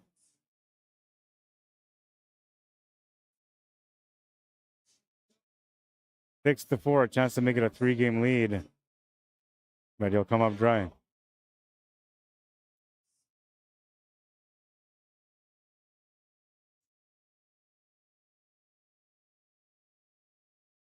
Not a bad spread, man. Decent table here.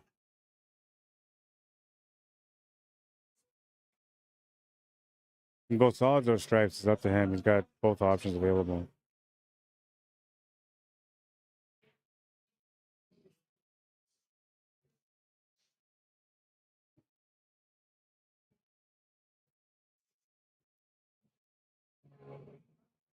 Did good not to hit anything on the way up.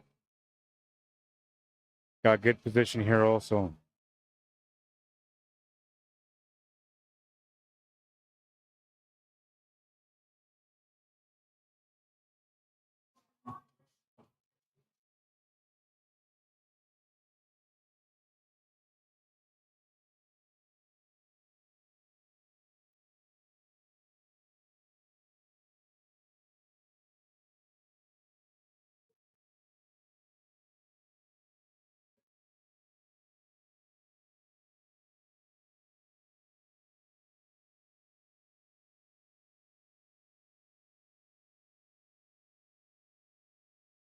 I understand why he's looking at this shot because it is kind of like the ball that's awkward, but this area that he's looking at now, this is the area he's got to address.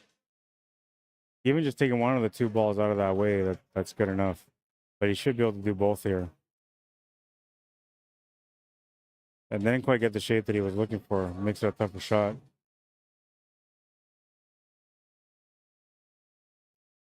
I still think it's the better option. But I can see why he's looking at this option here. Problem with taking this shot on is almost like a shot to nowhere. Unless you play the right way, you may not have a shot.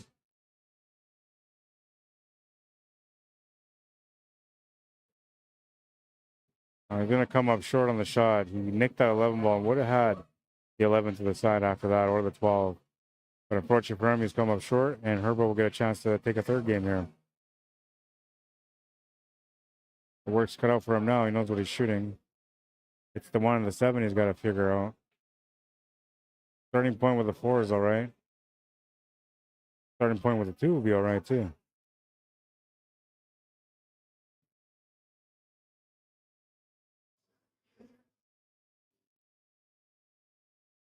One of the problem areas, one of the only problem areas for him. I think that's 7 out of the equation now. The 1 ball's still a bit of a problem ball, though.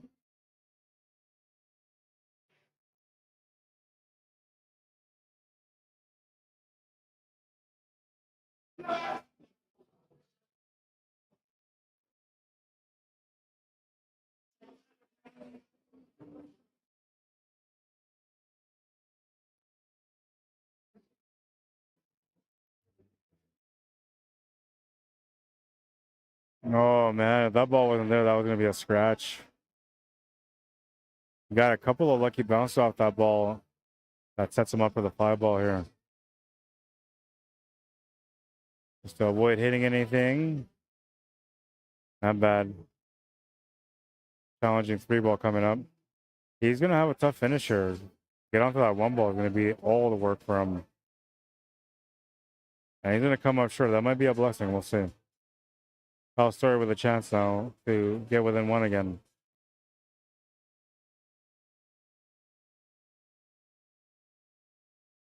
This time the pattern kind of works.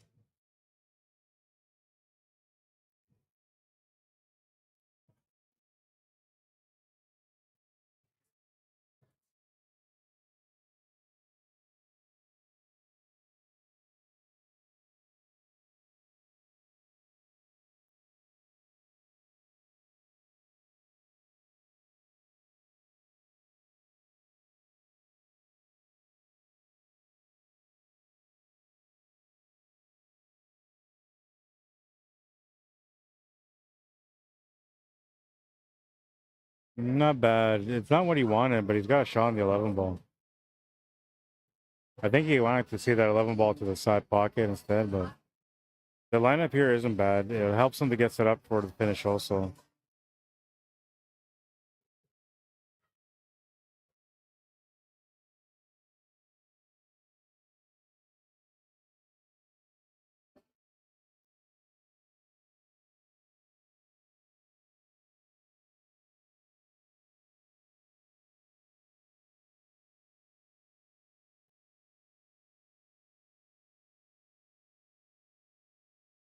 Yeah, that worked out all right. And he kind of went a little bit too far on this one also, so he might have to settle for the 13 on the same side pocket. Like a sun through shot here to get set up for the 13 ball next.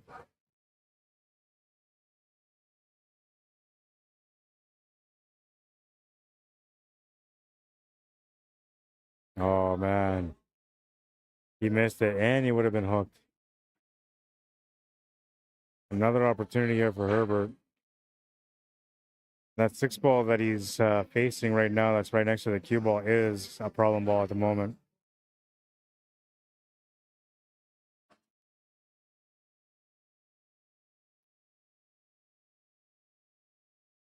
Makes a nice shot to the side, though.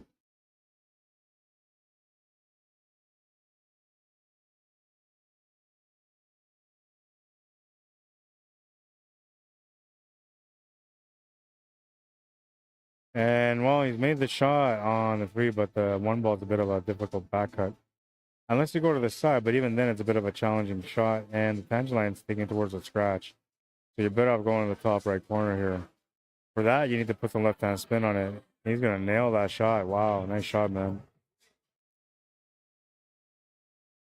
Nice little shot, gets it up for the 8 ball. This one's a little bit easier, but because of the 8 ball, presents its own challenges. He's going to make that one, though, no problem. 3-game lead, 7-4. And it's almost like Herbert can smell the finish line now. He's got that extra confidence going on.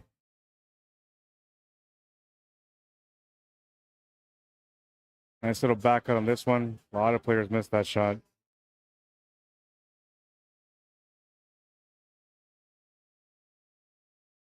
And we keep on moving on. We're moving into rack number 12, which is an even rack. And that means that STOREY will be breaking down by 3. You don't want to lose another game here. If you lose another game, you're going to feel the pressure for sure.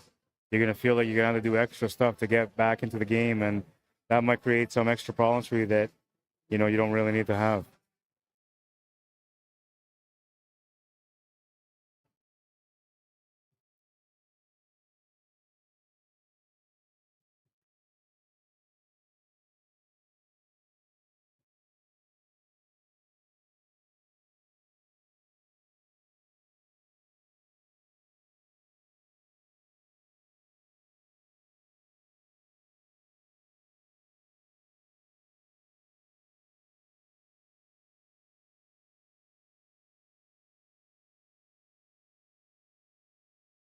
Ball's going to go in the side.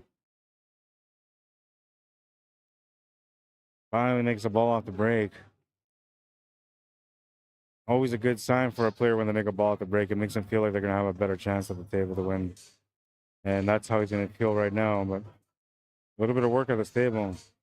I think the solids look best.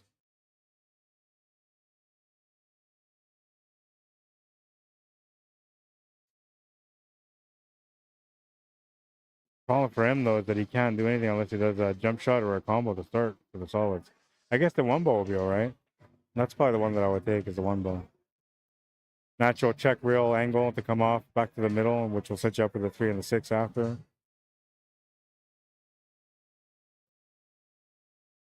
That 4 ball sitting near that 15 is also a bit of a problem ball. You can actually play the shot here on the 1 to push that 4 ball out in the open, then have the shot on the 3 ball after, which is what I would try to do maybe. I'm thinking that would probably be the better option.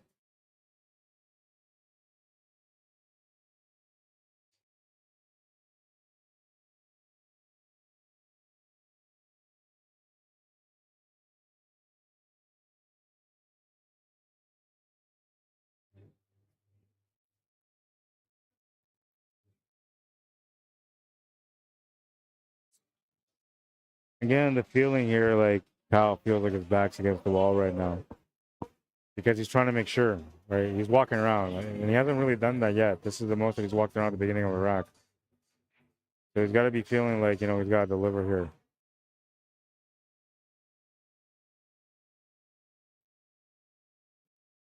Gonna make that 1. He's gonna push that 4 ball out, but not enough.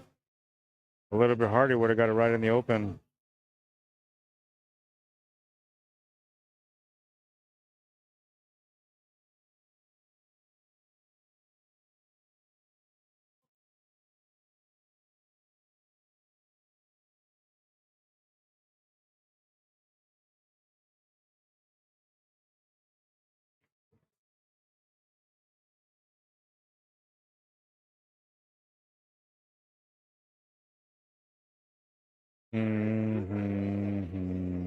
That 4-ball, man, that's going to be the work. It might actually go to the bottom right corner, but I don't know if it does or not. You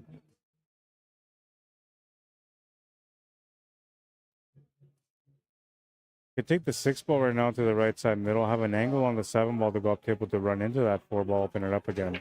But then you more or less have to like deliver an opportunity after that to be able to shoot that 4-ball. You don't have many escape shots after that. One escape shot would be that 2-ball. And that's probably about the only escape shot he's got.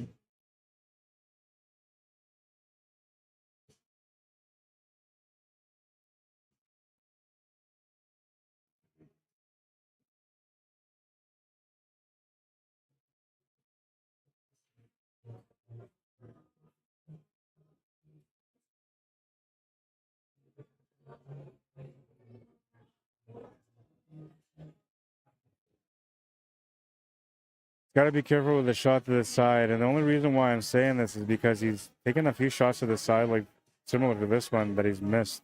And all because he's trying to play it a through angle to get to the next ball, which is the scenario that he's facing right now with his 2-ball.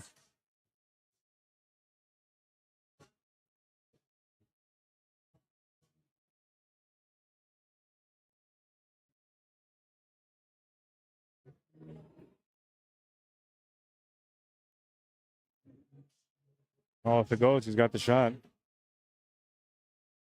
It looks to me like it goes for sure. He's looking at the angle on the 7-ball, so it must go. He's going to have to settle for that shot to the corner on the 7. If he can get to the side, that's even better, but now you're four-stroking even more. And you don't have that much angle to work with here on the shot, just a little bit.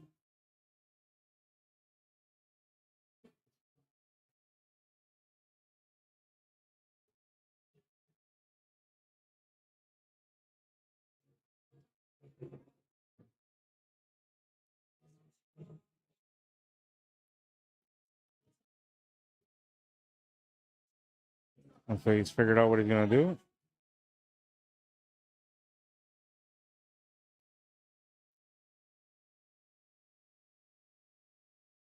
Ah, he's going to miss the shot, though.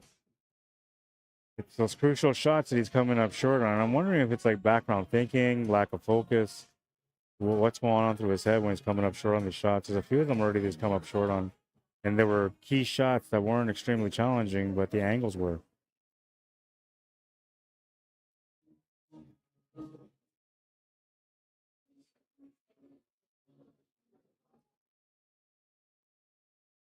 Herbert with a chance to make it a 4-game lead and also to get within 3 to win the match. He's got the table for it right now. Got to make the angles connect. Back to his pace now. He's playing the way that he usually plays.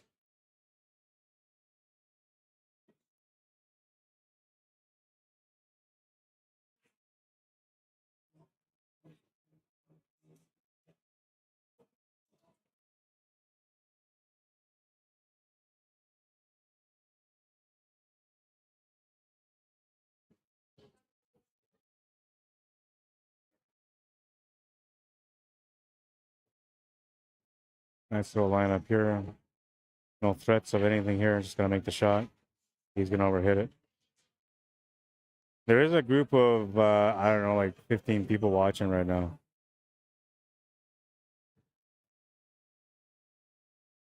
And it's all like Chinese players that are friends with Herbert.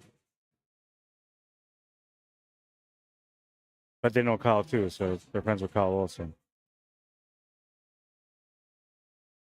Oh, Kyle might be all right here. Bit of a break because he was supposed to be down 4 games, but now he's going to have a chance to get within 2.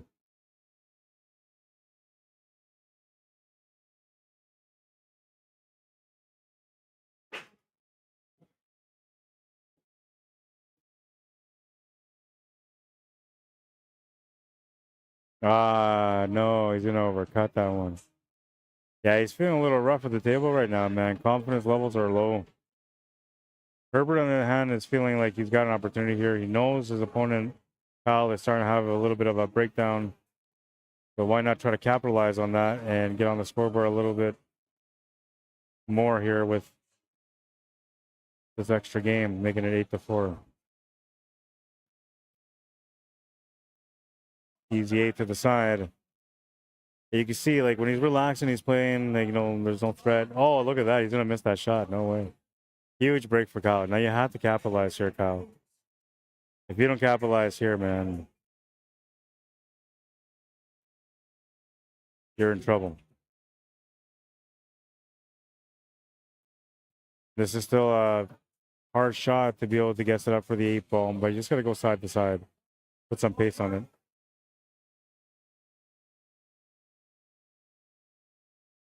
Oh, he's going to miss that shot again. And he's frustrated now. He's super frustrated.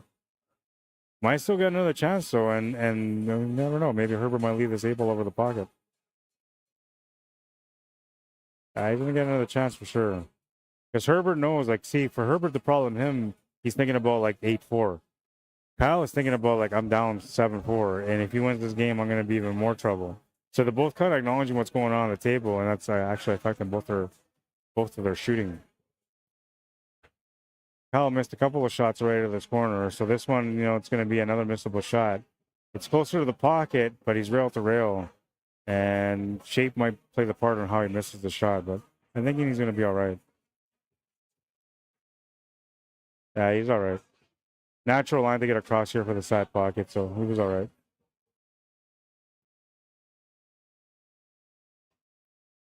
This is to make it a 2-game difference on a race to 11. He makes it. Oh, no. Oh, man. That's a heartbreaker right there, man. I can't believe that just happened. You're thinking, you know, it's all good. No thought behind it. And then the cue ball goes through. Sorry that I yelled so loud, but I honestly can't believe that this happened. Man. I can't believe it. And Herbert is like, he's enjoying himself right now, talking to all his friends that are watching and saying, you know, how lucky he is for having this opportunity. You got to be careful, man. You got to be humble when you're winning. Otherwise, karma comes and gets you. Next thing you know, it's 8-8.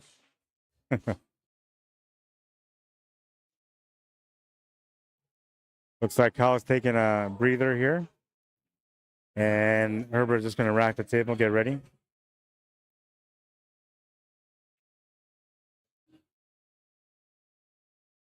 And Jai Paskey, welcome to the stream. Steve Jenix, how you doing? Barry Bremner saying hi to Zupko. Roberta Gates, or Kate, sorry, welcome to the stream. Jesse Dyer, Kyle Bonestead, Steve Daggle, what's up, man? Dwight Wamdiska, what's up, man?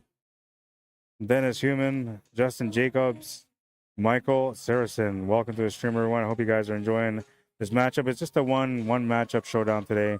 They don't double ups on a Friday night showdown. They can only play one set. If they decide to play a second set, it won't be streamed. My wife expected me to be home, man. These guys are crunching into that time right now. 40 minutes left. No way I'm going to be home in time. Maybe, you know what? I'm going to take a break. Since Kyle's there, I'm going to go call my wife. Oh, he's back now. I'm going to call my wife and let her know that I'm going to be running a little bit longer than I expected. I'll be right back.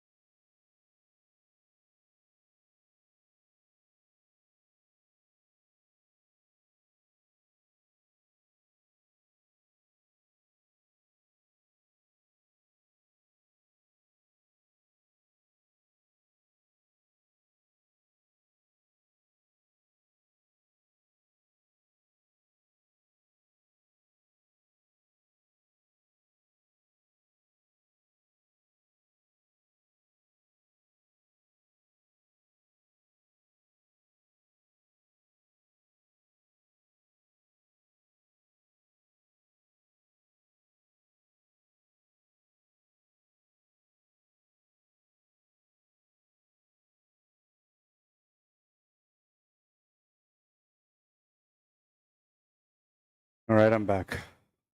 I don't get the couch. I work my way back into the bedroom. Yeah, I like my bed, man.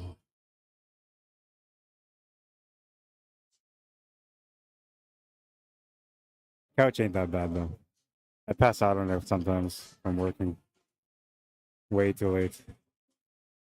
All right, so it looks like Kyle's trying to get going on this one now.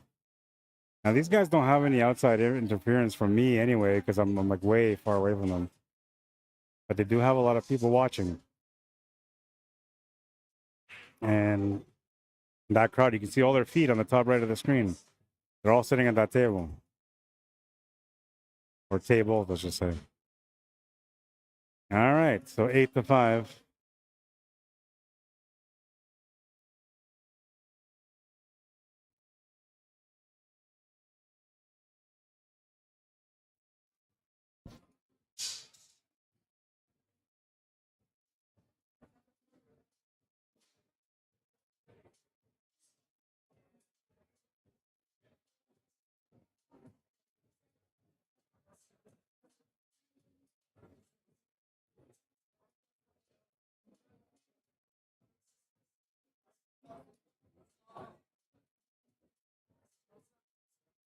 Rack number 14.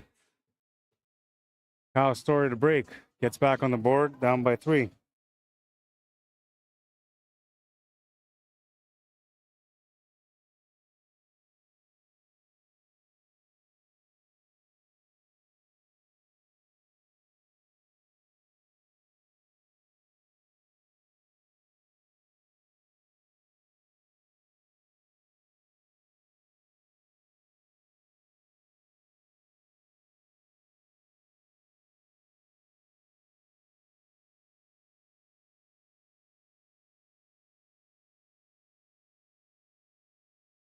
Not bad. If he were to run into a ball, he might have been okay still, but you usually don't want to run into anything because you'll change the table, right? Now, I mean, I like the shot to the side because it takes him off table and back down, but that's the right shot to take. You're trying to get to the center of the table. No, you don't want to do that. But he was shaping up for the 7 ball, I'm assuming. He was better off going up table and back down because then he would have had closer shots, but there was an opportunity here on this shot.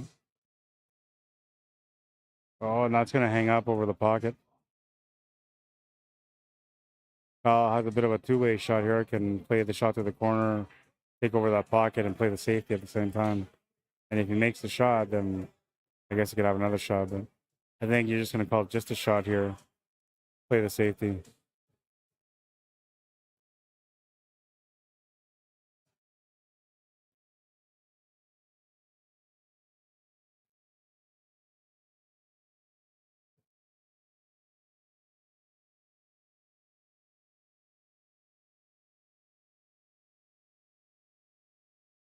Oh, see, and this is another thing. Earlier, he had the same situation. You had to pick one or the other, right? So he tried to do both. He tried to get the ball to the rail, plus he tried to freeze up the ball. He ended up not getting the ball to freeze up. And then this time, he had to try to do the same thing. Freeze up the ball or make the shot. And so you're supposed to aim for the shot, but you focus on the freeze on the ball. He missed the shot. And Herbert smells it, man. He knows. He's close. He's got the 5 ball here now. Toughest ball that he had to deal with is now available. Hit that a little bit light, though, so it's not going to go in. Does take over the pocket. We'll see if that plays a part at the finish of this rack.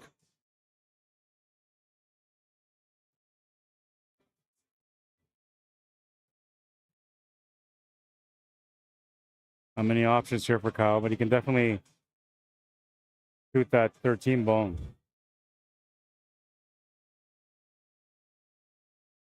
What are you eating, man? Not bad. It's all right. Just bread?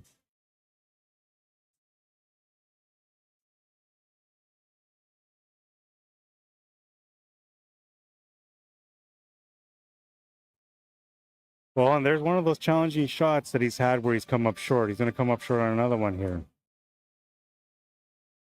Oh, and I guess on top of everything else that I should add, these guys barely ever play 9-foot, by the way. Just so you understand, because like some people are thinking like, well, these guys, you know, they're having a tough time. It's because they usually don't play a 9-foot. They usually play bar box only. But the Friday night showdown, it has to be on a 9-footer. Which is why I flexed when they said they're playing 8-ball. It's like, okay, well, whatever. If these guys were on a bar box, it would have been a different game, I think. Perhaps if they have a rematch, I'll allow them to stream it on a bar box. See who's the better bar box player.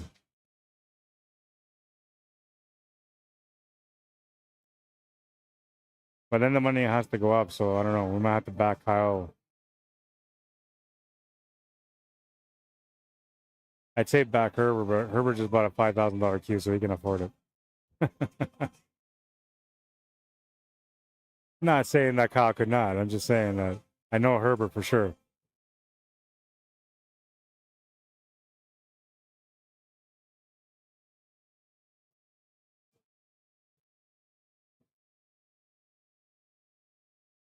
Gonna be some exchanges on this one. Both of them have balls that are tied up.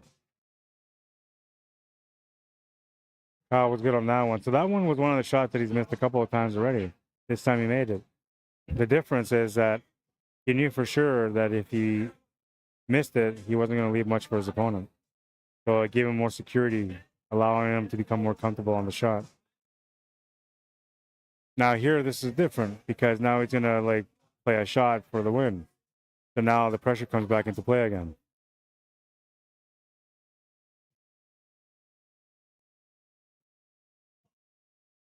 And he'll come up short. He did try to stay down as best as he could on that one, though, so he was doing all right. Just missed the shot. And Herbert still has a bit of a trouble situation, but he's not that bad. He can figure this out.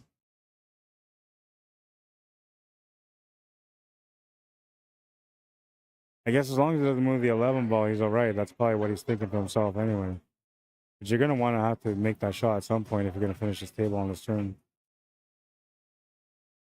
Oh, you missed the ball completely. What was that? Nerves, man. Brain fart? I don't know what that was, but he missed the ball completely. And he was right beside it. Oh, STOREY can maybe win this game here.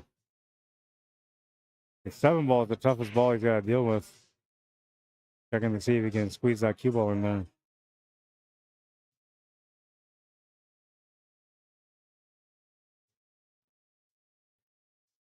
He's in tough with the 7 ball.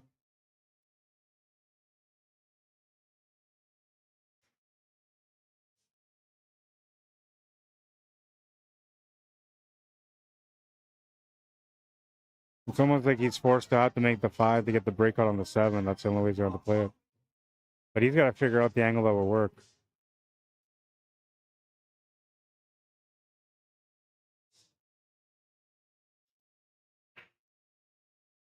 So basically, like when you're looking at this cue ball in hand, it should be like somewhere around this area.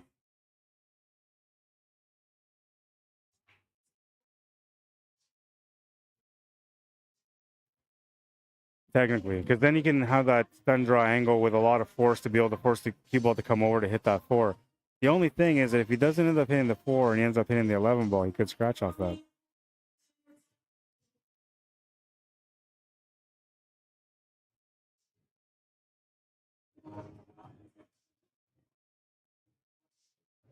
Maybe like, I don't know, play the combo, play the safe.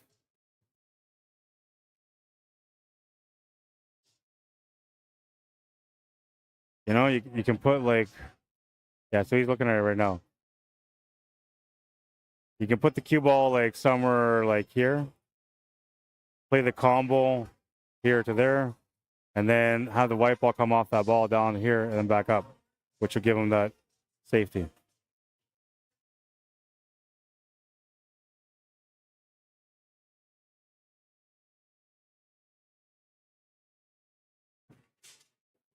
Not the right angle. Needs to come more to the left more. So this is the problem for him. Okay, now I understand. The problem for him is that he didn't He didn't have the stretch to be able to make the shot. Oh wait, what am I doing? I thought he was solids. Oh, well, I guess it's been a long match. I thought the whole time he was shooting solids. That's why I was looking at the table that way.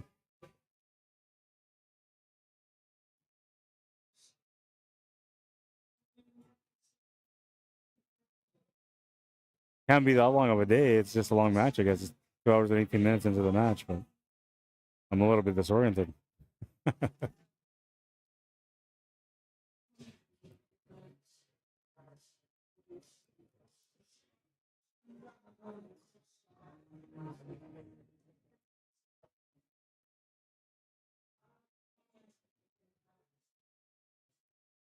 Putting a stronger hold on that 7 ball.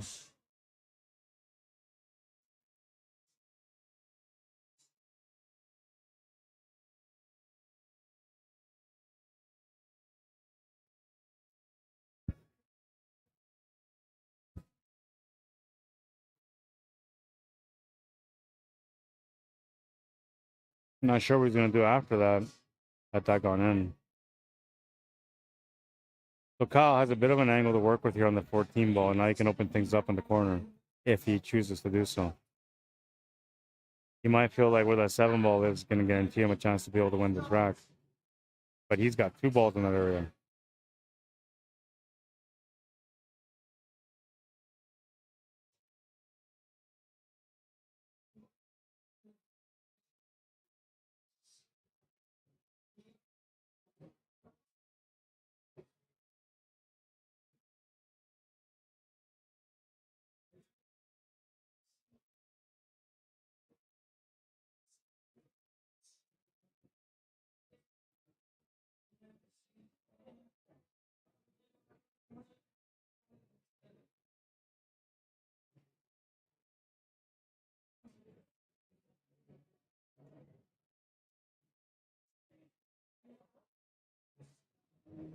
Oh, that's going to open up the 7 ball. He had a good idea, but he's left him an opportunity here. And the 5 ball being where it is actually helps Herbert a little bit. Like a cushion ball. He can miss it by a little bit and get lucky off the 5. But he's going to make a nice little shot. Going to have the shot on the 5 ball also.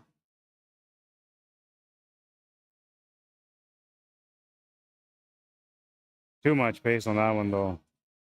It's going to leave him a really long shot on this 8 ball. We'll see where he's at right now, though. This is a shot that he's missed a few times. See if he's shaking that off and if he's ready to go for the finish, because winning this game will put him on 9, 2 away from winning.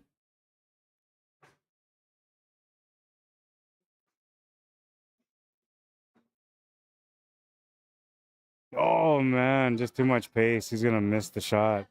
Kyle Story with a chance to make it a 6-8 score. And a little bit of fortune there for Herbert getting that 8 ball where it laid out at the end. But Kyle has an angle to be able to get into that right now to open that up. And I'm sure he's going to go straight into that area. Worst case scenario would be to like go right in between both balls and miss the breakout. Oh, he's not even trying to go that way. All right. Not sure what the plan is here from the 1. Or the 9, I mean, sorry.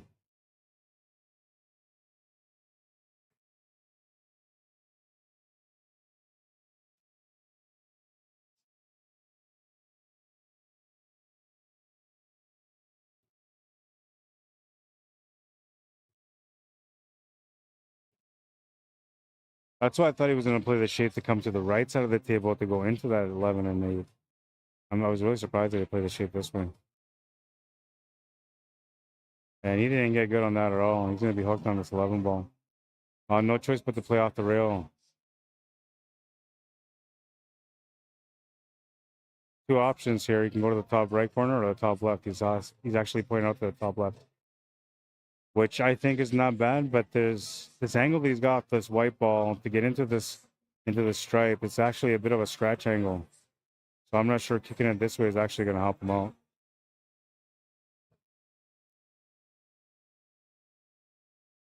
aiming system into place here. So that's telling me he's going to be at least guaranteed to hit the ball.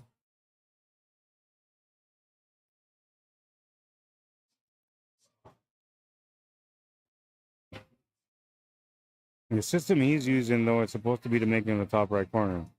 He's trying to use our system to make it in the top left.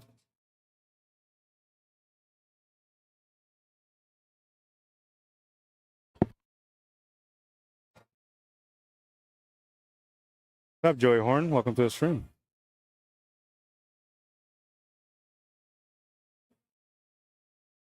Needs a little bit of luck on the leave. Not bad. You might have given him a cross side, maybe. Yeah, he's calling it. It looks like it's pretty natural. Oh man, I can't believe that. I was gonna say, as long as he doesn't scratch, he's all right. And he's just hung up in that pocket. I don't know how. Wow. Testing shot here for Kyle, man. Deep into the pocket, almost right against the horn. Difficult back cut, plus a scratch angle that it feels like it's a scratch angle, but it's not really a scratch angle, but it feels like it. So you're gonna have some body movement on the shot. You just played safety. And a good safety. Really good safety. Herbert appreciates the effort. Now he's got to figure out the kick shot. No system required for him. It looked like he's going natural on this one. Tries to make the 8-ball, comes up short. 8-ball going to the left side, giving Kyle a nice angle here on the 11-ball to get set up for the 8-ball. Got to put a little bit of muscle behind this one, or a little bit of stroke, I should say. But I think if you just play this natural with topspin, you'll be all right. It's going to be a little closer to the 8-ball than you kind of want to, but not that big of a deal.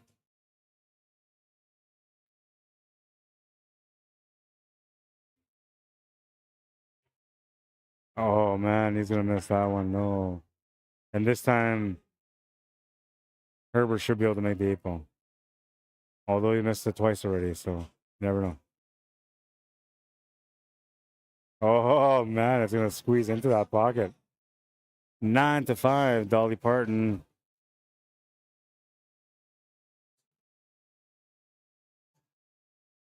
Herbert Liu. 2 away from winning this match. Honey, I'm coming home. Maybe soon. I don't know. We'll see. Originally, when I came in, I said that the Fargo race says that these guys will go to the last rack. The opportunities have been there. For sure, they've been there. Kyle's had a lot of good opportunities, but he just hasn't been able to capitalize on them. And Herbert, he's missed some times at the table also, but he's been the beneficiary player, I guess. He's the one that's been able to finish the racks when he's missed. That's the score right now, 9-5, a 4-game difference. Breaking for a chance to get on the hill.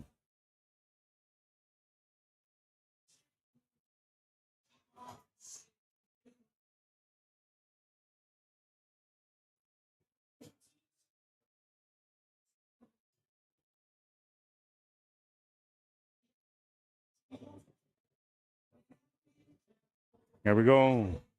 Rack 15. Gonna make a ball to the side pocket. Gonna get a decent spread of this table. Choices are a little bit limited, and mainly it's all kind of like stripes. Although he's got a shot on the 1 and the 3. So he could take solids if he wants to. I'm digging the stripes on this one, though. I think the finish line's on the stripes. We'll see what he decides to do. I would start off with a 15-ball in the top right corner. Or bottom right corner, I should say, sorry. Top right for him. Well, I guess that would be bottom for him, too. But that was the right shot. And now I would take the one in the top right corner. That's the one I'm looking for. That's a trouble ball, man.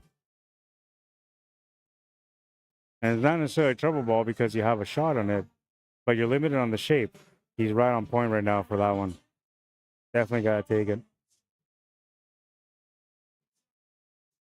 Nice little drawback on that one, but it's not going to help him for that 13 ball or the 12. He will have a shot on the 11 ball, though.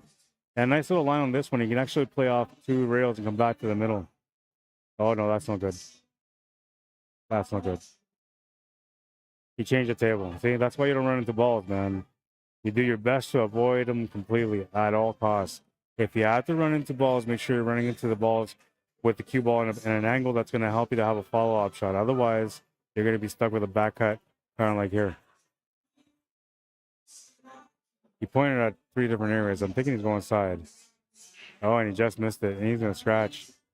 Kyle Story with an opportunity on this one. His back's not necessarily against the wall, but you know he's starting to feel the pressure here, man. 9-5. His opponent's almost at the hill. You're going to feel like you need to respond on this rack. He's got to get going.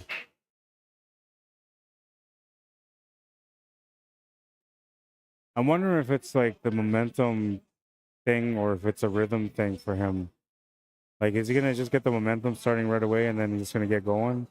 Or is this one of those things where he's just like not comfortable, missing a few shots, mentally out of the match, trying his best to survive? Those are all the things you kind of feel when you're playing for money, man. It doesn't matter if you have the money or not. Like, you put on $5 on the table for a match or a rack, and trust me, you're gonna feel it. Unless you're a millionaire, then no. Or a 100,000-aire.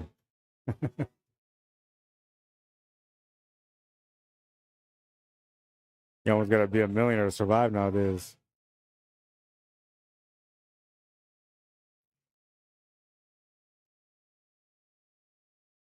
Kyle Story doing his best to survive.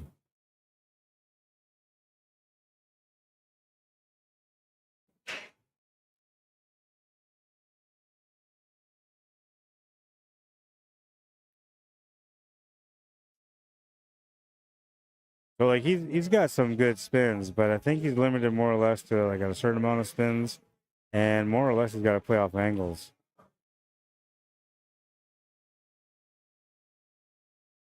You see there, he's missing the speed also behind the shots. On a 7-footer, which he normally plays on, he would have been perfect there. But on the 9-footer, he's going to come up a little bit short.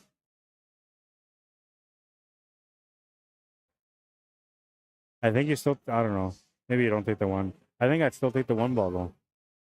Myself, anyway. It is kind of risky though. There's not much angle that will help you to get onto any other solid from the bank corner. Will be alright, but then you might sell out. Cut to the side, the scratch angle, no good. You could avoid it by putting some inside draw, but now the shot becomes hard because of that. I don't mind taking the shot on the 2 ball, but I would have to play it natural with topspin. People will come over to. Oh man, I gotta show you guys here if I can. So the cue ball will basically like come into this area around here, right? Making the shot from here. Oops, sorry for the crooked line to here. That will bring the cue ball off that angle to this angle, which will bring the cue ball here, and then bringing them back to that one. Really crooked angle. But you gotta understand, I'm working on like a little tiny box. It's a really tiny box, and the tiny box doesn't work with me. So yes, he's gonna go for that shot, and he's gonna come up short. But he had the right idea. Maybe I'm not gonna use those lines anymore. That was really crooked. Drunk driver coming through.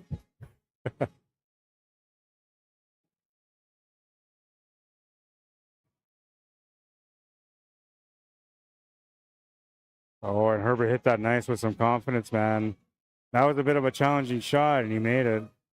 Looks like he's going to get onto the hill here. All he's got to do is make the shot and just hold the pace. He's going to come up short. He held the pace. That's for sure what he was looking at, was making sure that he held the angle for the shot. But that also made him hold down the pace a little bit more than required. So Kyle with another chance. It feels like this rack is the one that makes a difference here. Kyle wins it, we go hill. Herbert wins it, it could be, 11-5 or 11-6. Kyle has a chance, though, anyway. Not necessarily straight, but not necessarily a great angle to work with either. You might have to resort to drawing here. He's looking to see if he can go forward, which I don't mind forward because the angle here works for forward. He's got to be precise, though. You only have the choice of the corner or the left side middle pocket. And you'll have to up his pace on this shot to get on it. Ah, he decides to play it short for the side instead. Oh, no, wait, he still has that 6-ball. I didn't see that ball in the pocket. Or 2-ball, I think it is.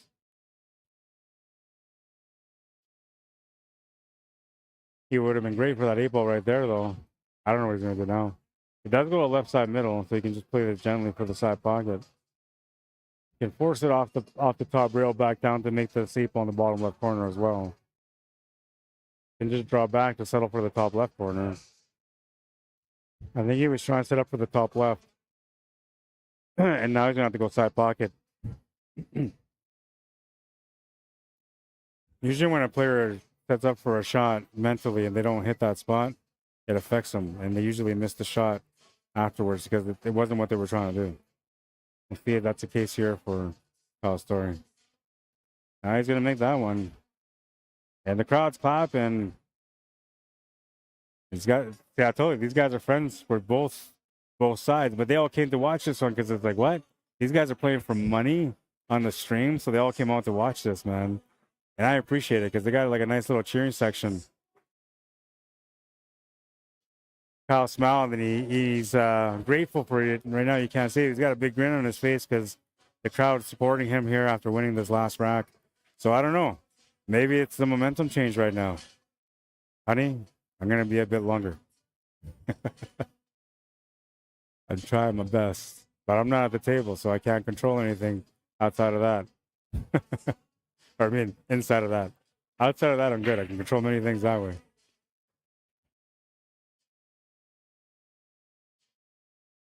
By the way, if you want to support me in my journey of trying to get back into my bedroom and not sleeping on the couch tonight, you can like the stream. I would appreciate it because then I can go home and be like, look, honey, they all liked it. It was worth it.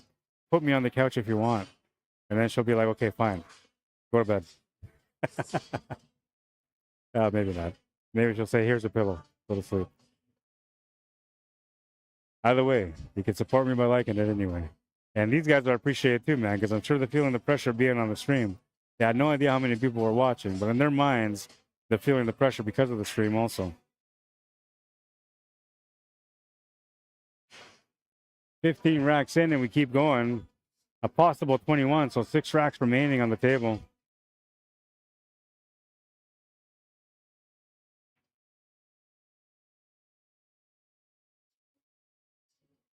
It makes you think in those moments, you know, that you should be more appreciative when you have that turn to close out. Like, take your time and close out.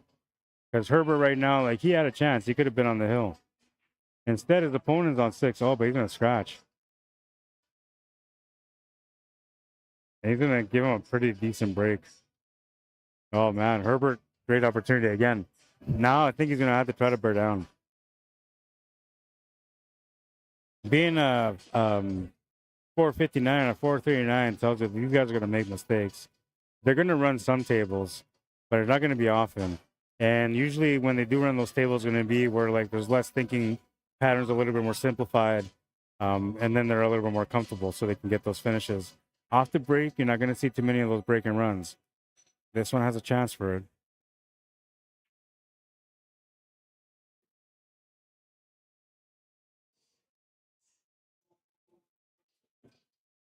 Going to make the shot to the side. The 1-ball is the trouble ball, but it does have a couple of pockets to go to.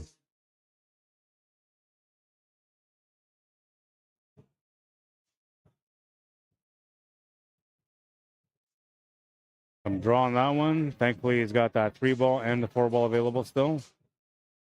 I think if he can hit that 4-ball, it's probably best. Oh, he's going to go for the 6. I don't like moving balls. He moved the balls and he got away with it, but he missed the shot. He got the better end of the table, though, because he's got that pocket covered. And Kyle kind of needs that pocket if he wants to control this table. So he's recognizing that. They're going to look at it right now.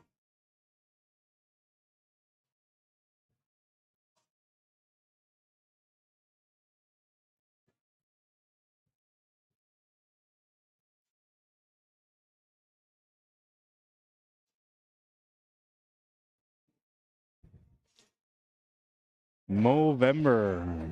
Who's growing their stash? I did for like a couple days. Oh, okay, we got a lot of comments here on YouTube. And probably on Facebook too, man. I'm gonna go check. YouTube, we're good. Harold says something on YouTube or on Facebook. I'll say hi here. No chats on YouTube. Oh, my bad. All right, I got you. Let's see. Last comment I seen was Robert Griffith said quality is good at 720. Then Harold says I predict the Hill matchup. ETRFG says, so these players are C's? Yeah, basically. ETRG says, speaking of socials, etc., that job would have been perfect. I was looking forward to not having to hear about them.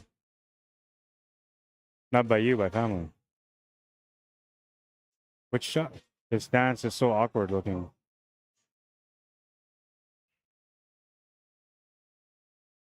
Yeah, I don't get that comment. I was looking forward to not having to hear about him. About who? EPRFG.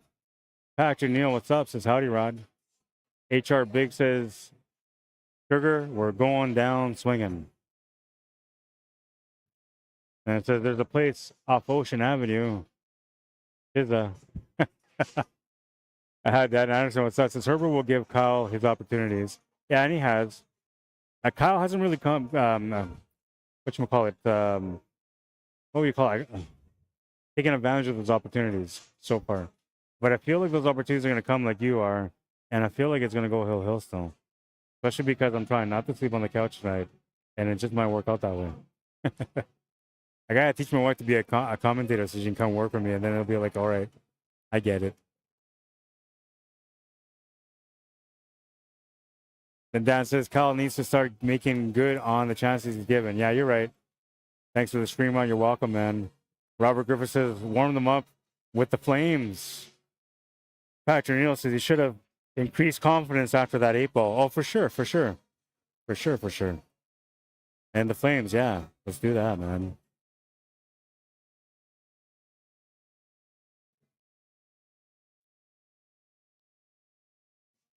There we go, man. Let's heat this match up. Remember, one of these guys gambled. The guy's on the table. The guy that's down by 3 right now. He doesn't gamble all the time, but he does like to play. The other guy usually never gambles. He's up by 3 right now. Both these players are feeling pressure. This match is only for a couple of hundred, but they're feeling like it's a couple of thousand, man. All they can do is just go through the motion and grow and learn from it, right? Because that's what you're doing here. That's the reason why you do these sets. It's so you can learn and grow mentally in the game. Learn how to deal with pressure.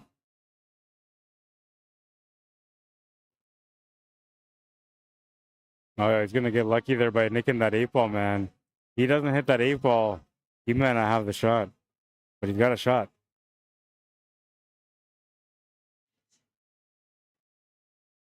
Kyle standing by him.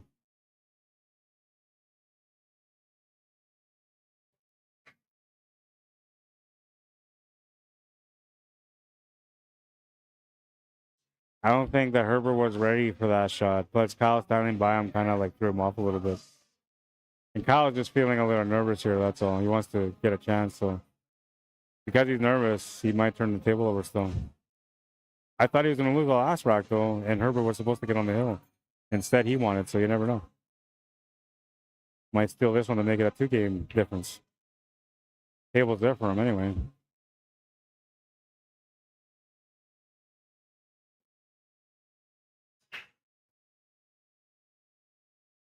Trying to make sure here.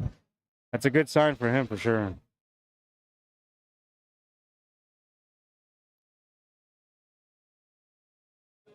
Yeah, not bad. I don't mind this.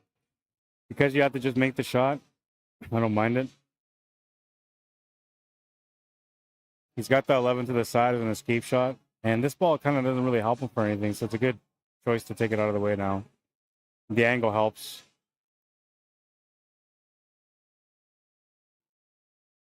Almost got good there to be able to make a couple different shots, but he's going to take the 11 ball. Well, I'm thinking maybe he can cut that 11 ball to the side pocket. off the 11.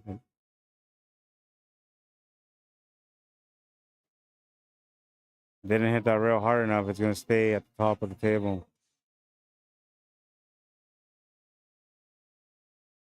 Got lots of room for safety, though. Doesn't have to worry about it too much anyway.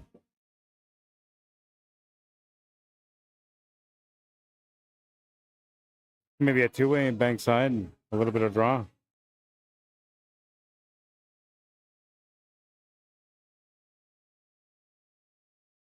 Yeah, there you go. But he was playing the safety. I guess he would have been tough after that, though. That long shot on the 9 ball with the 1 ball being right where it was, definitely a tough shot. A shot on the 15 ball would have been tough also.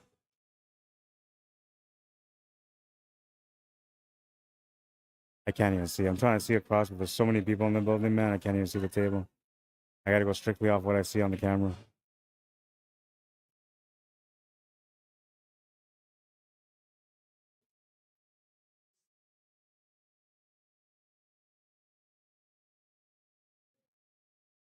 Oh, that's the 12 ball in the middle of the table, not the 15.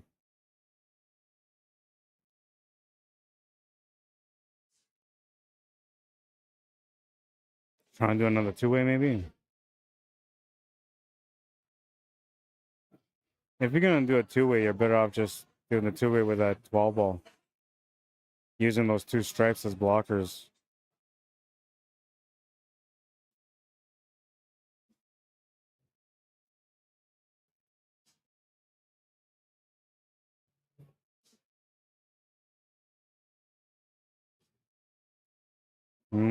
He's left him a bit of an opportunity here on the 1. He can cut it. Shape is second here. You just got to make the shot. You try to hold for shape too.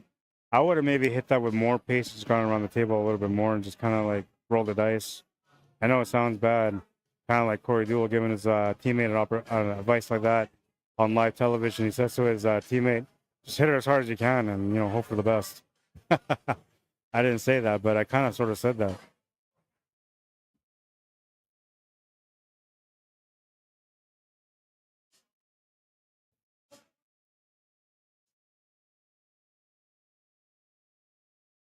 That was back in like the late 90s, man, when I seen that match. I can't remember who he was playing with his partner, but it was I'm pretty sure it was Mosconi Cup. And Corey Deuel says to his teammate, hammer the ball as hard as you can, hope for the best.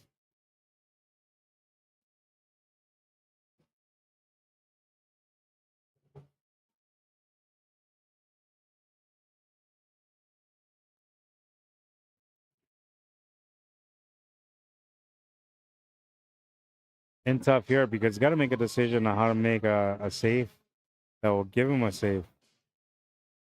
And if he moves anything out of the way, you know, no good for him. So he's trying to make sure that he hits this clean and gets a nice little line for the safety. But the 1 ball being where it is, could be an easy target for Herbert no matter what. Good choice there. Good choice. He's giving him the jump cut, and I don't know. He might even give him a little bit of a swerve shot opportunity there. No, it looks like Herbert's going to grab the jumper. He'll tap the table as a way of appreciating the safety. But he'll take the jumper and try to make it.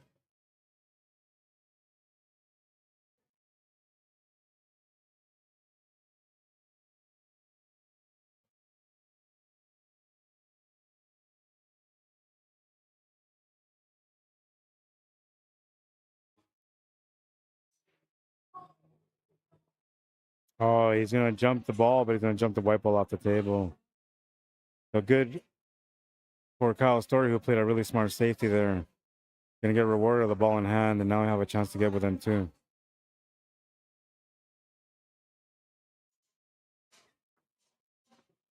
This is the only match of the night. There will be no other matches tonight. If these guys decide to have a double down, it won't be streamed.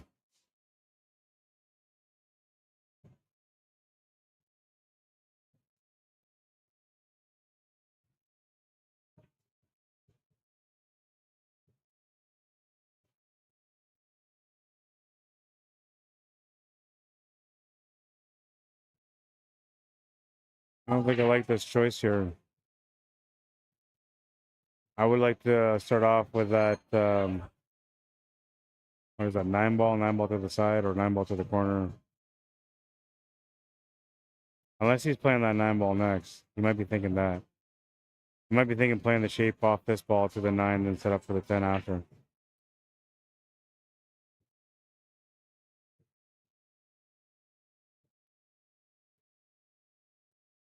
Oh, I guess the 9 ball goes in the same pocket as the 12.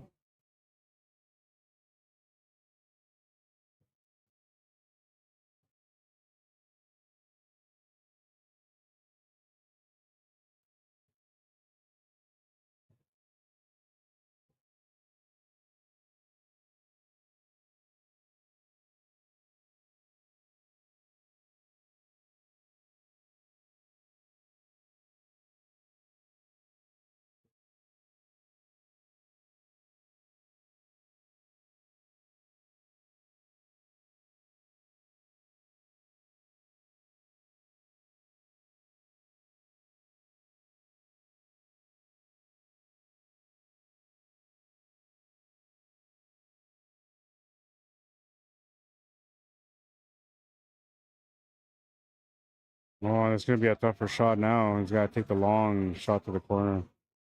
And he's also got a stun draw over for the 8 ball to make it in the bottom left corner. Or settle for a longer shot on the 8 ball with a back cut by following through with a little bit of right hand spin. Either way, those are the options that he's got right now.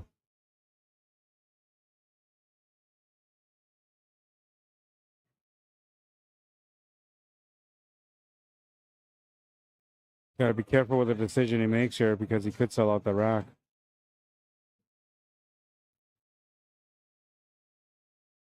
And make the shot to the corner, sell for a longer stretch here on the 8 ball.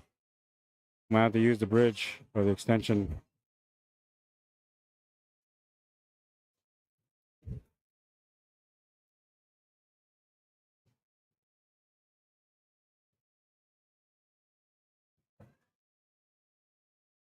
No, they didn't move the 9-foot table. They still have the same tables in the same spot, Harold. Dan Hoger on Facebook says, odd shot, could have played 10 side, stop, shot 9, corner, stop, and another ball over the corner. Yeah, it's more or less what the player feels. I'll come through the feeling at the moment.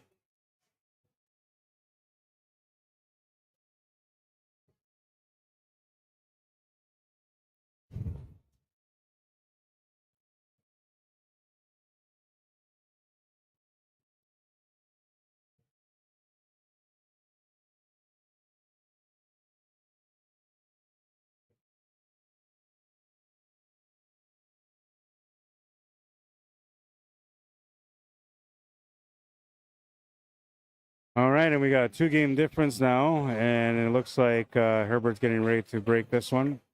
Kyle run off for a quick smoke break or a bathroom break.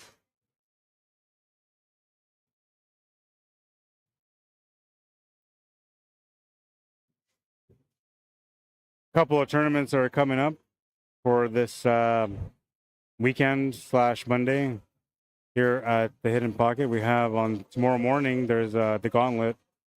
The Gauntlet is a tournament that is a different format that I just kind of create. I don't know if there's anything like that, but I created it just off my mind. And so it's a single elimination, cheap entry, man. $20, super cheap. Like spending $20 at bingo at the casino on a machine, you know, really cheap. $20. Race to 3 for the first round, single elimination. The rounds as they go by will increase the race by 1. So the next round will be a race to 4. And then race to 5, finals being a race to 6 with 16 players, and moving on to an extra round if we have 32. So if we have 32, there'll be a race to 3, then race to 4, race to 5, and then the finals will be race to 6. And then on Sunday is a Sunday Open here at the Hidden Pocket. Starts at $12.30, $35 entry. Ladies and juniors will pay only $30. Happens every Sunday at 12:30. And then on Monday, we have the Andrew Thomas Memorial Tournament. It's an 8-ball / 9-ball tournament. That one's a $50 entry to get in. It starts on Monday morning at 10 a.m. And it's $50 entry. I don't know if I said that already, but there's money added, and it's for a great cause to honor our great friend Andrew Thomas.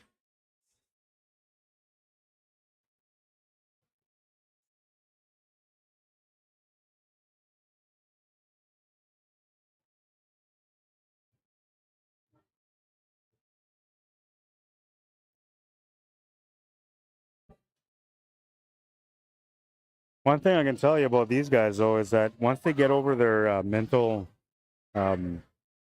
growth, then they're going to be really great competitors because they can both play.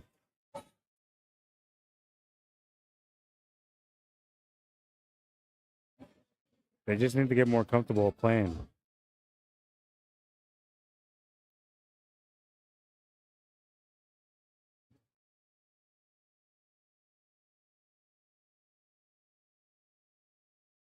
What is it? It's almost 11:30. Almost 11:30. Three hours they've been playing. And it's going to go to the hill. It's going to go to the last rack for sure. And then that last rack's going to be like a 30-minute battle. I knew it coming to tease me because he's looking at me like, hey, man, you're going to be here all night. I was like, no. And it's already been almost all night. Oh, no. Stay out of the pocket. Ball in hand for Herbert. Doesn't have the easier table, though. But a ball in hand will definitely help.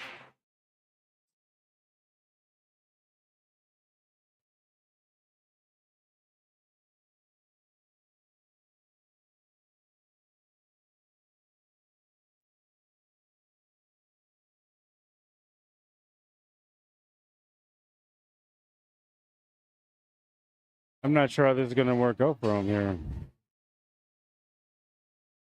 He got a ball in hand, and I'm thinking he's trying to get that 11 ball off the rail. But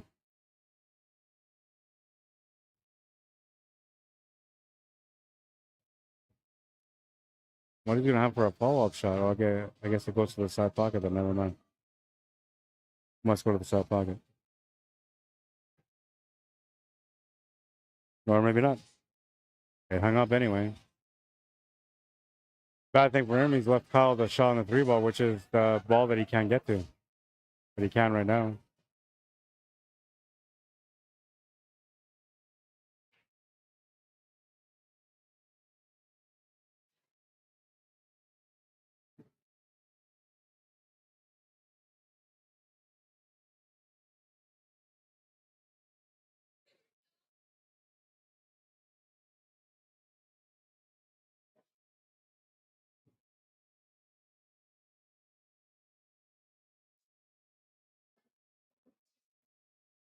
He's going to miss that 3 ball. And the only reason he missed is because he was trying to force the shape. Herbert still has a bit of a difficult situation in the top left of the table. But the rest of the table is good. Maybe not. He's aiming for it. Or maybe just trying to open it up. Yeah, that's all he was trying to do. Smart shot, too, because he's left his ball over the pocket. Kyle doesn't really have anything to shoot at when it comes to the 3 and the 6. He can only do something with the 5.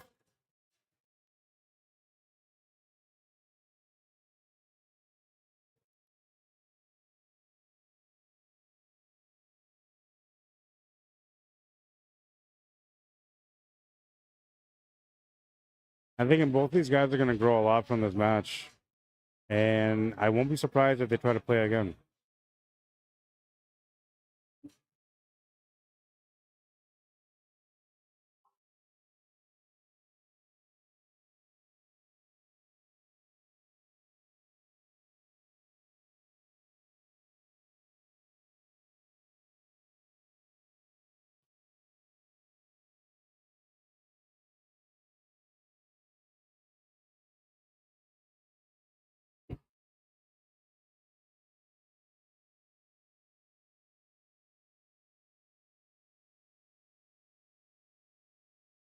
I think it's that with the 3 with a draw, but I don't know. I think that 6 ball gets stuck against the rail anyway. I don't mind taking the 5 to the corner, using the angle to come across, but that's a tougher shot. And using the 5 to the side pocket, that line is actually nice to get across for the 3 But if you put in that pace to increase to come across for the 3, you're going to miss that 5 ball for sure. Unless you hit a little bit thicker on it. Yeah, he's going to miss that 3 ball. Almost the same way as he missed it the last time. This time it's going to go into a pocket though. And Herbert will have a chance to get on the hill. Pretty open table for him.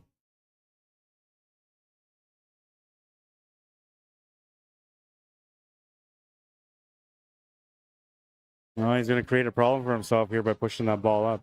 I'm telling you, man, you don't want to move balls around on the table. If you can do your absolute best and not move anything on the table unless you have to, you'll have a better chance to win every time. Although that kind of style of play does help out when you first start off.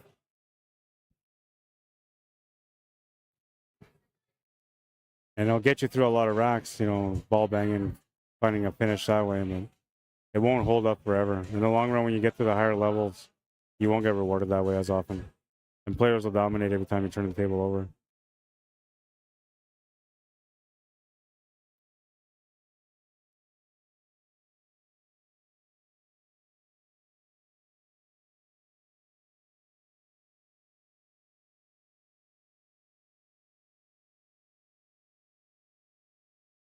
I'm thinking he's looking at this jump shot option.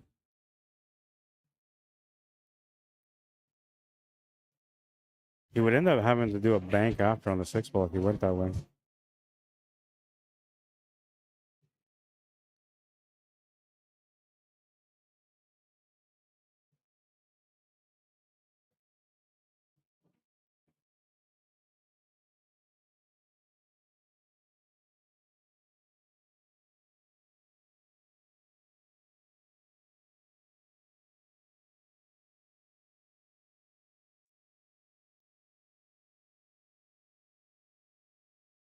Oh, man.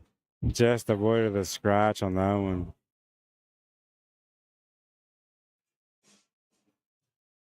And that's not bad. Like, he's done something pretty good for himself here, leaving the 5 and the 6 in that corner.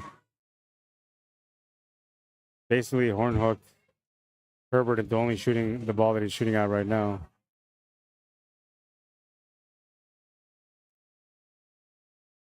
Shot to the side available now. I don't know if it's going to help him much for this 14 and 15, but that's the area that he's trying to get to.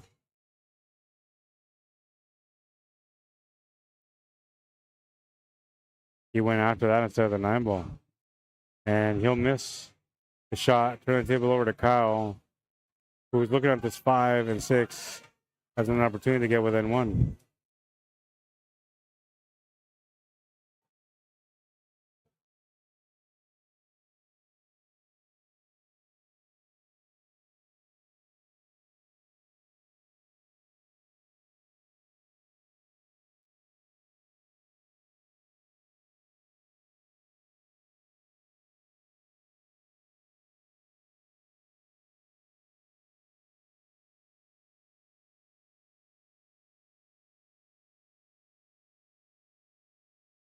Nice little push onto the other solid. Oh, and Kyle's 2 shots away from making it a 1-game difference. Fargo Ray says that it should go to the last rack. The way the breaks have been going says that whoever breaks is going to lose. So far, both players have come up drawing most of the breaks. I believe, I know Kyle made one for sure, but I believe that Herbert made one, hit a ball off the break once also.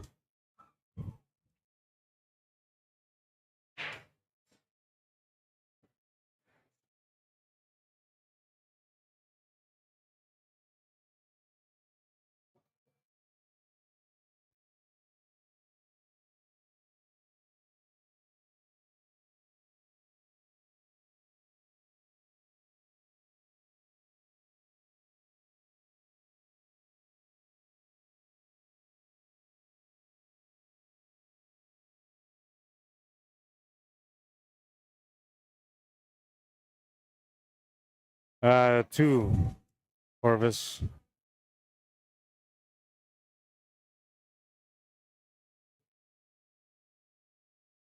All right, and Kyle makes it a 1-game difference now, 9 to 8.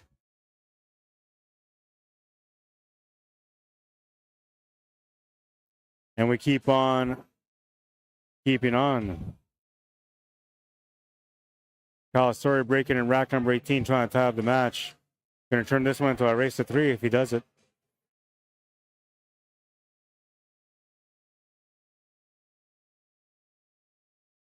Personally, like, I know these guys, so I'm impressed with them because they had to deal with this.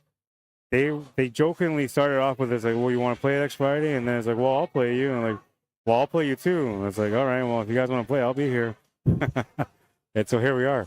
We're all living the dream. I'm still trying to wake up. It's been a long day, man. Woke up like having a really hard day today.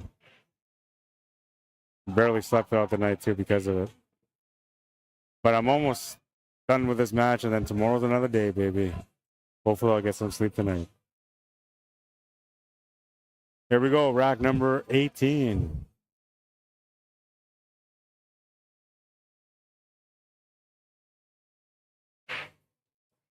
Smashed it. Oh, he's going to make a ball. Opportunity knocks, man. Momentum's on his side. You can't mess with momentum, man. And this is a nice spread. I mean, I'm pretty sure he's going to go low ball here. A bit risky, but I kind of like starting with a 6 ball.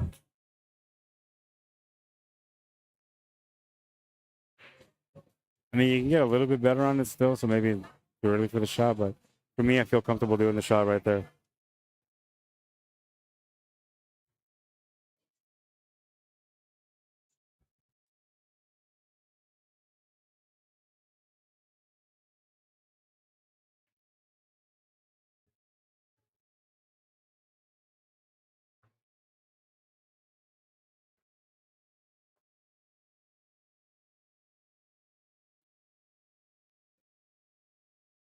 I'm watching the guys here. They're all hanging out, playing on another table, and they're friends with Kyle. They play with Kyle every night. And I don't know. I guess they were looking at the score earlier. It was like, I don't know. What was it, 8-4? I don't know. Something like that. 4-game difference anyway. So at that point, they're thinking like, oh, Kyle's that duck in the water. And then they just came over here to look at the score, and they see the score is 9-8, and the Kyle's coming within 1 of tying up the match at 9 after being down by 4 racks. And now they're looking at each other. Smirking and said, hey, the kid's got a shot. We'll see if he does or not, man. He's got to make it happen at the table right now anyway.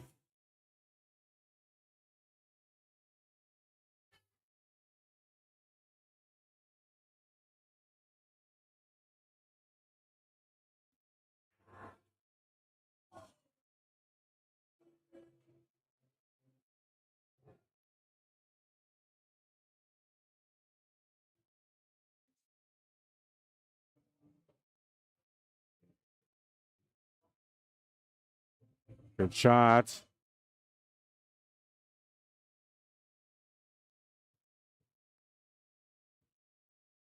It's a different game. I'm telling you right now, guys. He was down by 4. When he was down by 4, leading up to that 4-game difference, he was having a tough time. There was lots of shots that like were there that he missed. Turned those tables over for losses. Mentally out of the game. And here we are, 3 racks later. He's down by 1, and he's playing with a little bit extra confidence now.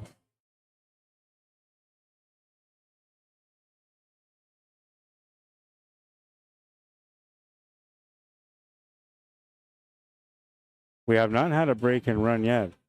This could be the first one.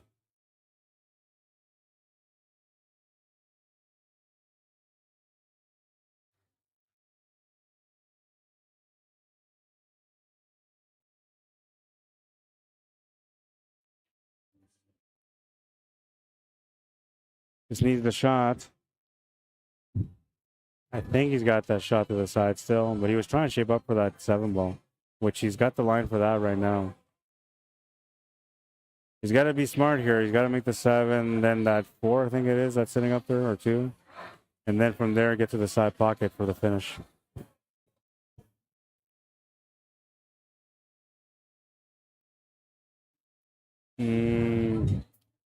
So, like, the way I'm looking at it right now, I think he's thinking about that 4 ball as a finish ball. Because the 8 ball goes to the right side middle from there. I don't think that's the right finish, though. I also don't think he should be taking the 6 ball right now, but he should be taking that 7, setting up for the 4.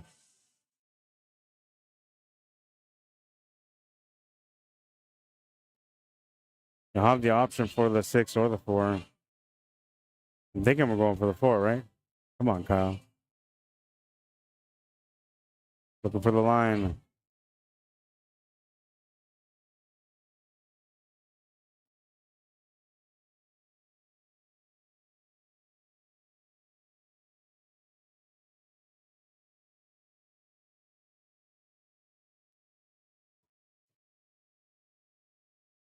All right, he's got the shot to the side.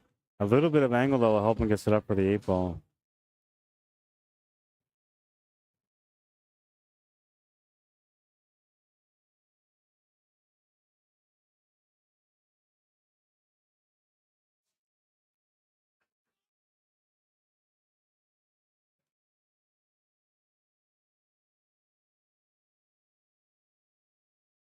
Makes the shot on the 6. He's got the line on the 8. This has to bear down. This is the first break and run in this match. To tie at 9-9 after being down by 4.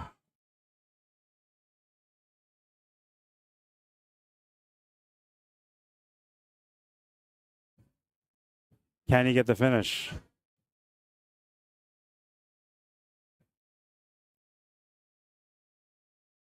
He's going to make it. Cal Story delivers the finish on that one, tying up the match at 9. And we have an official matchup now. It's a race to 3, baby. We're going all the way. Oh, wait, it's a race to 2. Oh, my God, it's a race to 2. Best of 3. We're almost there, man. Who do you got to win? Who do you got to win? I ask you again, who do you got to win, guys? We watched this match from the beginning. It looked like Herbert had it in the bag. Kyle looked like he was all but done. And suddenly he's right back in the match. Tied at 9. Winner of this rack gets on the hill first. A crucial rack. I can't believe this is the way this match is going, man. I'm excited. I'm so excited. Yeah, baby. Let's go. Let's do it.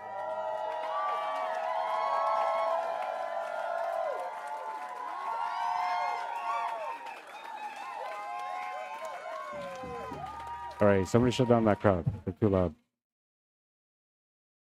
Too loud, I say.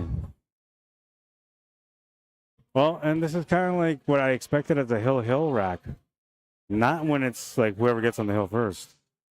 If this is the rack before who goes hill, who gets that last rack? The last rack's going to be nuts, man. Because this is a nasty rack. They've had some really good breaks so far. This is probably the worst one. After a break and run. And you know, like Herbert's feeling like he's got a reply here, right? Definitely feels like he's got a reply. And they're playing this kind of like pumped up techno music right now. That's kind of, even if you're not in the mood, it's going to get you in the mood. Oh, he's going to tap the white ball. That's a foul. It's on camera. Don't cheat. It's on camera. Don't cheat.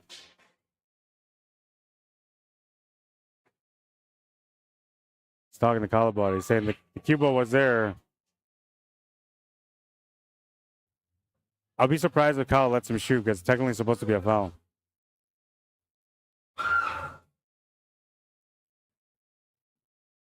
Kyle's going to let him shoot, really?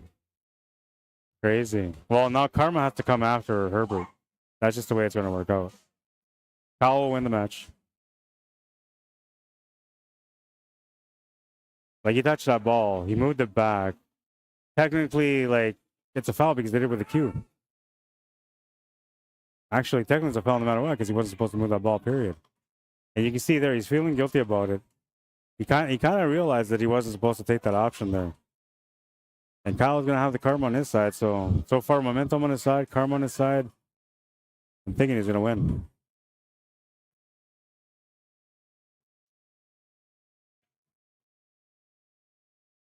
Everything was all good until that moment. Let's go to the comments. Let's see what the viewers have to say.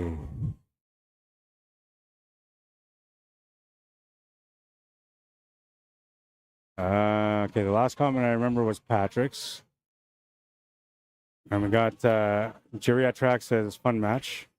Nice run. Flames work, says Robert Griffith. Oh yeah, man, they did. They did. Thanks for a recommendation, man. Hang on. Can I like that? Oh, it won't let me like it. Damn it. Yeah, well.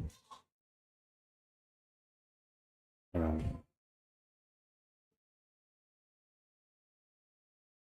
It won't let me like it, but I'll, yeah, let's do the party thing. Yeah, there we go. It's party time.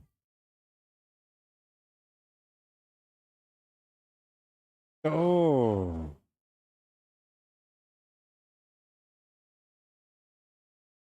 Oh, one thing I'll tell you is that Herbert's had the most luck so far to both these players in this match so far.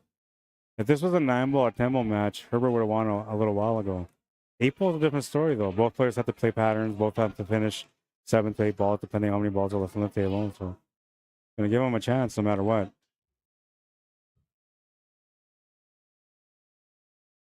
That was a good shot from Herbert.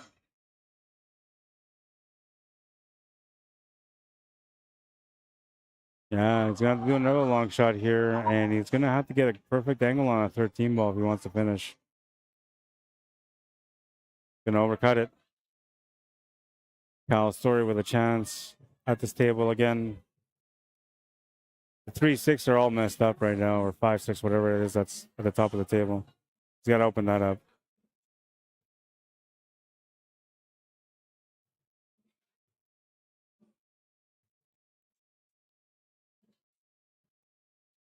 Making the one is almost a waste unless you're going to do something with it. But it's the easier shot. And I think when you're at this point, you're thinking to yourself, I just got to try to get going. Figure this out. But I would have liked to play a safety there maybe. Open up that 6-3, play the safety. Oh, he's going to open them up a little bit, but they're still tied up. And now he's got this 2-ball, which if you hit it at a soft pace, like pocket weight, and you don't make it, no problem. You block that pocket. If you hit it with extra pace and you don't make it, you left that pocket wide open. Plus, you moved one of the balls that was kind of maybe presenting an opportunity on that 13 ball, which is a 2-ball. So he's thinking about the safety now. This isn't bad. He's going to leave him a back cut, though. I actually don't mind banking the 6-ball out. That's probably the better way.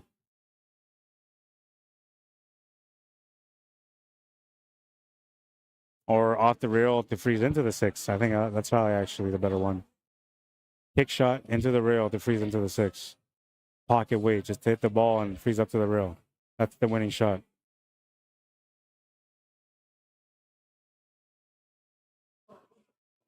That's the winning shot. That was a great shot. The crowd in the background clapping and appreciating Cal coming up with a good solution. And now Herbert has to reply by hitting the stripe. Doesn't matter which one. He just can't give him a ball in hand. Oh no, he's going to give him a ball in hand. Kyle Story, ball in hand. Did not get a ball in hand earlier when it was for sure a ball in hand. He gets a ball in hand now when it's for sure a ball in hand, and at the right moment, a chance to be able to get on the hill first. Pressure is on though, man, and the anxiousness too, because this is another thing these guys are not familiar with, is that anxiousness that you feel when you're about to win that set, when that money's coming to your wallet. And every rack that takes you there, that gets you to the hill and gets you the win, I'm telling you, man, there's a lot of anxiousness feeling in the player as they're walking around making the shots or feeling the anxiousness build up. And eventually it could even turn into adrenaline, which will give you the shakes. If it's adrenaline, you're okay. Embrace it. That's a champion within. Not a problem. The more you trust the champion within, the better you'll be at the table, man. Your body only goes into shakes when you're at the table like that because you're doing something you didn't expect that you could do. You thought that you could do it. A lot of times you haven't been able to, but this time you did. And so that's the process. And then suddenly you start feeling the shakes, adrenaline pumping, man. And like your hand will shake like there's an earthquake going on. Nothing like that going on whatsoever. That's all you, man. That's the champion within. When you get a chance to meet that champion within, you embrace it. You grow from it. Gonna make a great shot to the corner there. Needs a big bounce off the rail for that 2-ball. Doesn't get the right line to set up for this, what is it, the 7-ball or 4-ball that's left? I think it's a 7-ball. So now that means he has to do something else. A bit of a stroke shot. Or find a different pocket. Looking for a different pocket there. Realistically, if he had that side pocket, that means that he would be somewhere by like that bottom left corner. Which will make it a tough shot. I think this is one of those ones where you have to like stroke it through. But it's a dangerous shot. So much pressure because you're going to leave a wide open table if you don't make it. And you have to stroke this through. Yeah, there you go, man. Get him something. Well, he'll have something. He stroked through the shot. He delivered like he was supposed to. Just didn't get enough speed on it. A bank or a back cut. Or a back cut. Or a bank. Those are the 4 options. Bank corner, reverse bank to the bottom right. A cut to the left side middle, a back cut to the bottom left, a bank corner to the top right corner. Which I don't know if you can see enough of that, but that might be the shot. Bank corner, left-hand draw, and drop the bottom rail to come back up for the 8. I don't know. He might not have a shot on it either. He's in tough here, man. I had no idea I was going to finish this. Safety is the way I'm thinking right now. A big cut, the only one that will pay off is the bottom left. And even then, the cue ball might go too far. Oh, man, he was doing his best to control it. He had the shot on the 8-ball. Herbert Liu back against the wall on this rack. High game at 9, but this rack is the most important one because one of them is going to get on the hill right away.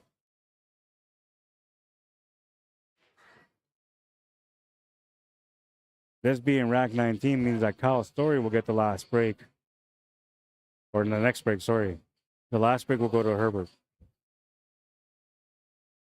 And he's missed that shot so many times, but this time he's going to make it. But this is the real pressure one, man. This is the real pressure one. Yeah, see, there's the pressure, man. He got up quick, didn't stay down, didn't take enough time to work it out to make sure that he was going to make it. Huge opportunity here for Kyle Story. Momentum changes at the right time for him. Down 4 games in a race to 11. Ties up the match at 9, and now he's swinging here for a chance to get on the hill. Don't overthink it, man. Play the tangent line. Play the tangent line. It's right there. A little bit of right-hand spin. You're good to go, man. Oh, he's hesitant. A little bit of a chance here for him to get into some trouble. He's overthinking it, man. Something tells he's going to freeze up to the 8-ball. Or he's going to get a weird cut. It's going to turn it into a bank. Oh, he missed it even worse. Oh, no.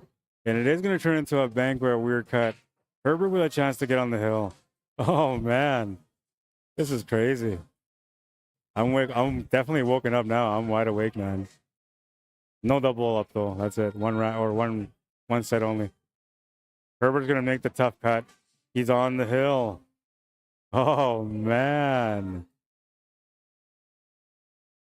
What's going on here, man? What's going on here? It's been an intense match so far. Can it go hill? What do you say? Will it go hill, guys? Are you feeling it? Are you feeling the vibe tonight? I don't know. I only got 21 likes on YouTube. 63 people watching. Not feeling the vibe. Or one third of the viewers are feeling the vibe. Let's go take a look at Facebook.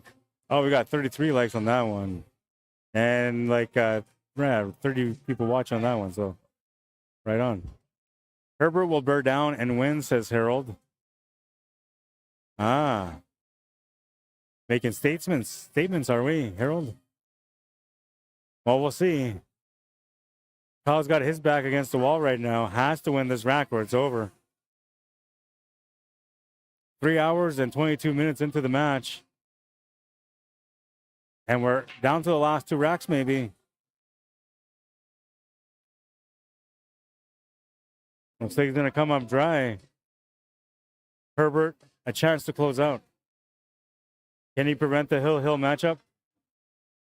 Can he find a way through this rack? I'm saying it's tough. Not impossible, but definitely tough. And I'm thinking we might have to take the stripes and start off with, I don't know, maybe the 13 ball, back cut, top left corner. Here. I don't like that shot one bit. How about maybe the 13 ball off of whatever that ball that's on top of that, the 14. A cannon shot. That one might work. Yeah, I think that one will work better. He felt like he was going to go for stripes. He took the shot at the 11, resets the table, and we'll see if he'll get back to this table or not. Kyle Story, the only run out so far in this matchup. The only break and run. A chance to be able to clear up the table here to get tied up at Hill-Hill. Open table, solids and stripes are, I don't know, available. I'm not sure which way I will go. I'm thinking I will go stripes. I think that's the best way. Easier to take the stripes. It just looks a little easier. I mean, there's that 15 and 12 seems to be a little bit of a situation, but it's not that bad. Or 12 and 11, whatever it is. I can't tell, man. My screen's off color right now. Oh, and then Kyle's going to return the favor. He's missing that shot. Hitting it way too hard, way too fast. Herbert with a chance to close out again. This time he's solid, so he knows for sure.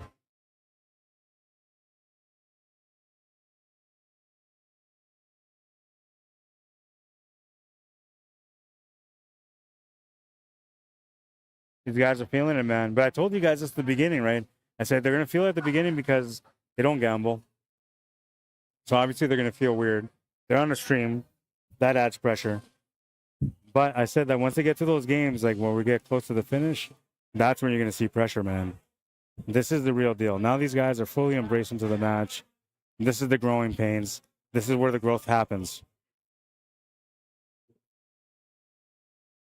One of them is going to mature into a gambling player.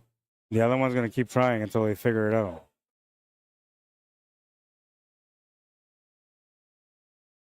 I can already see it. Kyle's going to challenge me next. Don't challenge me, Kyle. You've been trying to challenge me for like over a week, man. And every time I'm like, no, I'm going home. I'm not feeling it. I'm on a timeout right now. I don't want to play.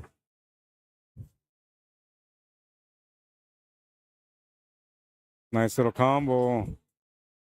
He's got options here. Corner and I think side. Side would be ideal because that's what he was trying to set up for. Corner is not bad. Corner is something that works for the rest of the table.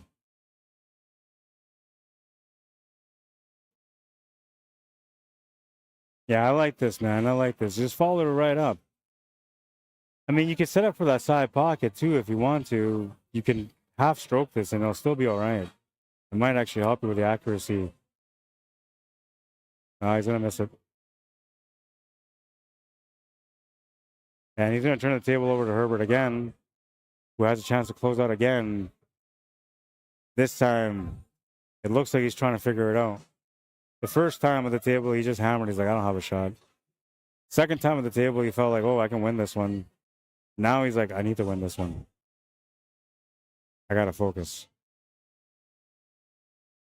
Bearing down for the win.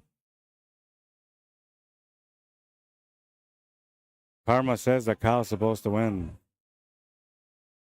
But did Karma leave the building?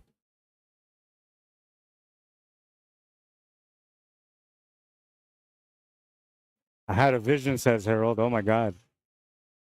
Are you okay? Oh, I like having fun with Harold. Bob Miller says, get the kids out of the way. The ones be to the right. Yeah, we got to get them out of the way, right? But they're playing on the table. They're renting by the hour too. I have no idea, man. These guys are just like they're enjoying pool the best because they pay $2 for a plug and they get to play for like 2 hours. I swear to God, like they've had like 5 balls on the table for like the last 25 minutes, man. And I think they're all shooting the same suit. They're not even playing stripes and solids. Oh, and they're doing like complete shark out too, man. They're sharking each other out. Sorry, Bob Miller. I forgot my taser at home. Oh, somebody made the 8-ball on that table, so it looks like that match is over on that right. This guy's still ball banging. The other guy's like, look, dude, we still have 4 balls on the table. We can play another 20 minutes right here. We'll just play rotation. You're on the 11. Oh, I remember those days. I kind of miss those days, man. The fun days are growing into the game. Can play all day, man. All day, just one table. Man, I missed so many shots. And then I was like, I'm going to make them one day. And now that I make them, it's like it pisses me off when I miss all the time. But I don't know. I think you got to learn how to accept the game for what it is. And that includes the way you play every day. Some days you're going to see it all, man. Other days you're going to be locked up as crazy. And then there's days where, like, being crazy is the only kind of saying you'll have.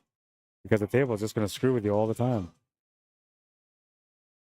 Man, I love this game. I had a lot of crazy ex-girlfriends that prepared me for this game. They taught me how to be stubborn and keep trying.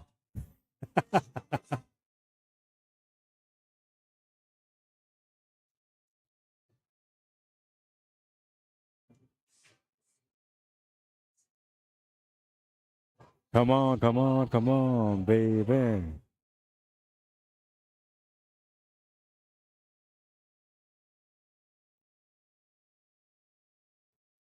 If Harold's having visions, man, we're in trouble. Oh, he's going to miss that shot. So now the pressure's on Powell big time because, like, he has to win. He knows that every time he turns the table over, he might lose the match. A lot of pressure, man. Rich Mooser, how you doing? Pilo Rodriguez, welcome, bienvenido. Nora Escudero Oliveria, welcome, bienvenido. Anna Reed Singh says, Karma went to bed early tonight. Yeah, you're funny, man. Bob Miller's laughing too.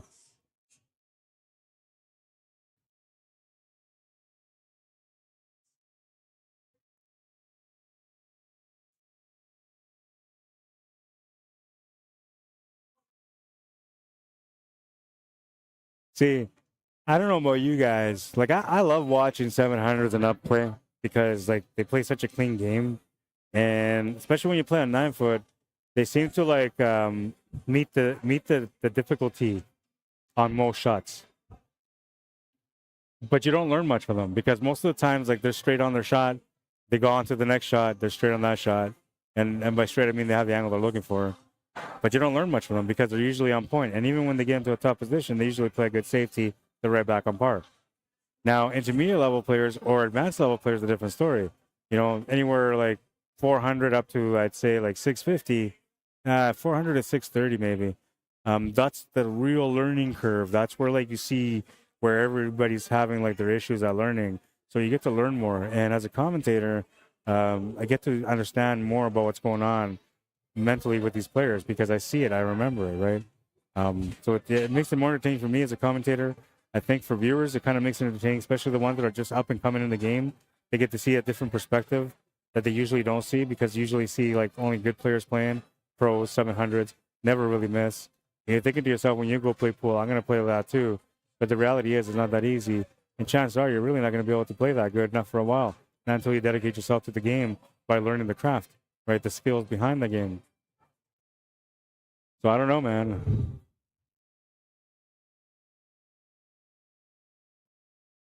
I think this is amazing. I'm enjoying it. Long match for sure because they're taking longer because they're exchanging more turns at the table. But I think it was a little bit more exciting of a match. It's still going, of course. And I think it kind of like reminds a lot of us of what it was like when we were in this position, man, when we used to like try to play our friends for $5 a rack or whatever. It also reminds me, anyway, I don't know about you guys, of back in the day when I was at this level and how much I love the game because it always presented an incredible challenge that I was willing to take on. I think I kind of disconnected with that lately. And maybe this match was supposed to remind me. Maybe it's supposed to remind you. I don't know. Maybe you're one of those players that's sitting at home right now who used to play all the time, was an amazing player, and just got caught up in life. You're thinking to yourself, man, are you talking to me? No, you're not playing, but you should. Now I'm talking to you. Get out here and play, man. It's time to come out of retirement. We miss you.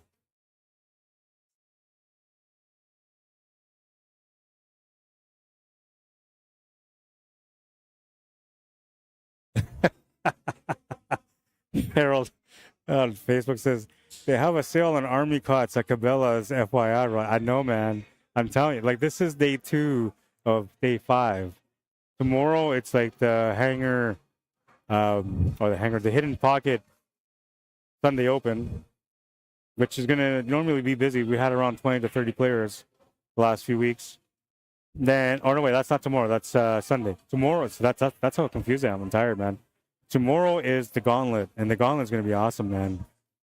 Where's the gauntlet poster? Do I have the gauntlet poster? No, I don't think I do.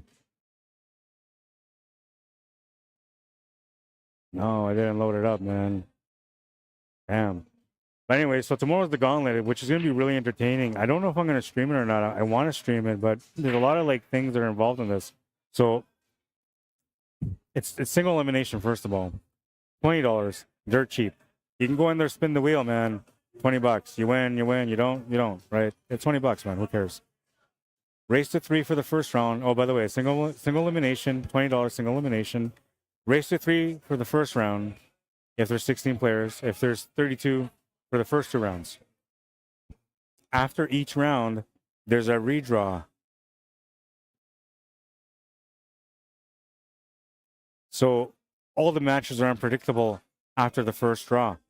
Actually, every draw is unpredictable because the first draw, you don't even know who's going to play then, which makes it really entertaining. The only match that doesn't get redrawn is the championship match, the final. But even the even the semifinal, when there's 4 players left, that will be a redraw. So you have no idea who's going to be the final 4, who's going to be the final 2. Like, everything's all mixed up, man. It's a great, great format, which I'm hoping Manitoba will support. But we'll see tomorrow morning. We'll see. By the way, it says 11 o'clock in the morning start. I may not start till 11:30 because I may not be here till 11. Especially if these guys go to the hill, which they're trying their best to do right now.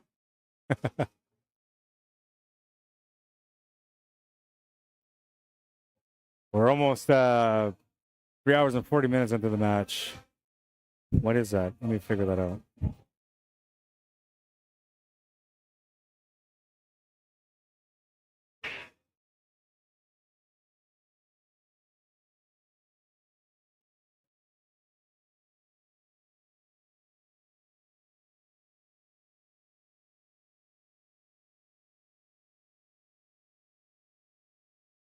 They're averaging 14 minutes a rack.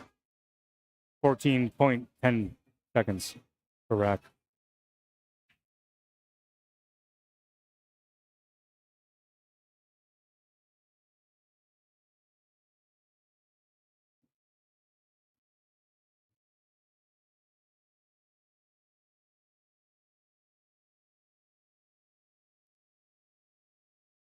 A major positional play required on this one.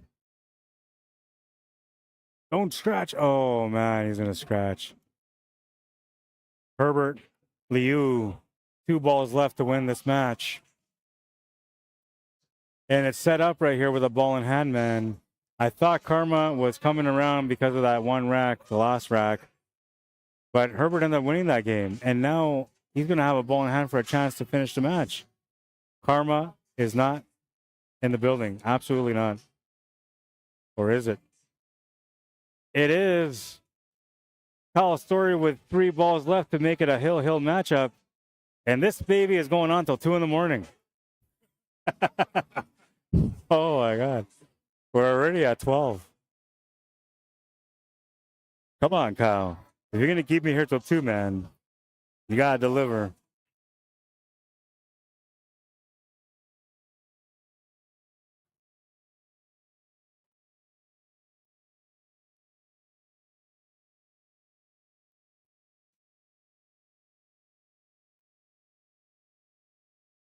Makes the first ball. Oh, he's going to have a bit of a tester here. Way too much pace.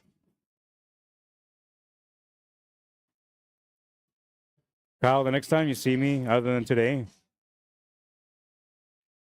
come remind me that I have to show you some things. Okay? I'll fix your game up, man. I've been watching your game all day, and I've been thinking about, like, Kyle's supposed to be somebody that I teach. I taught him a little bit at the beginning. And the little bit that I taught him, he actually took off with it and kind of grew into a competitive player to the point where he's at right now. And I stopped working with him completely just because I've been busy, lots of things going on, multiple students, that kind of stuff. But today I had a chance to watch him play in a long race, and I had a chance to be able to see where his flaws are in his game. Don't forget to come see me, Kyle. We'll fix your game up, man.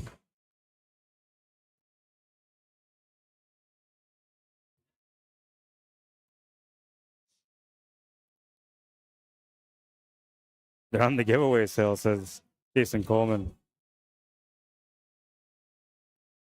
Marsha Mock, how you doing? Welcome to the stream. Sorry. Raul Orona, welcome. Welcome to the stream.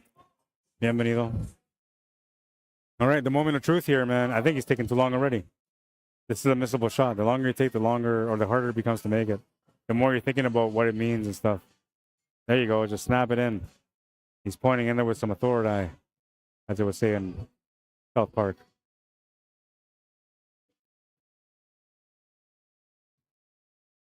Oh, no, he's going to miss it. Oh, and he's going to sell the 8-ball to the side pocket. Oh, no. Herbert Liu with an easy 8 to the side for the win. That's going to be the match. Kyle, you had a chance, man.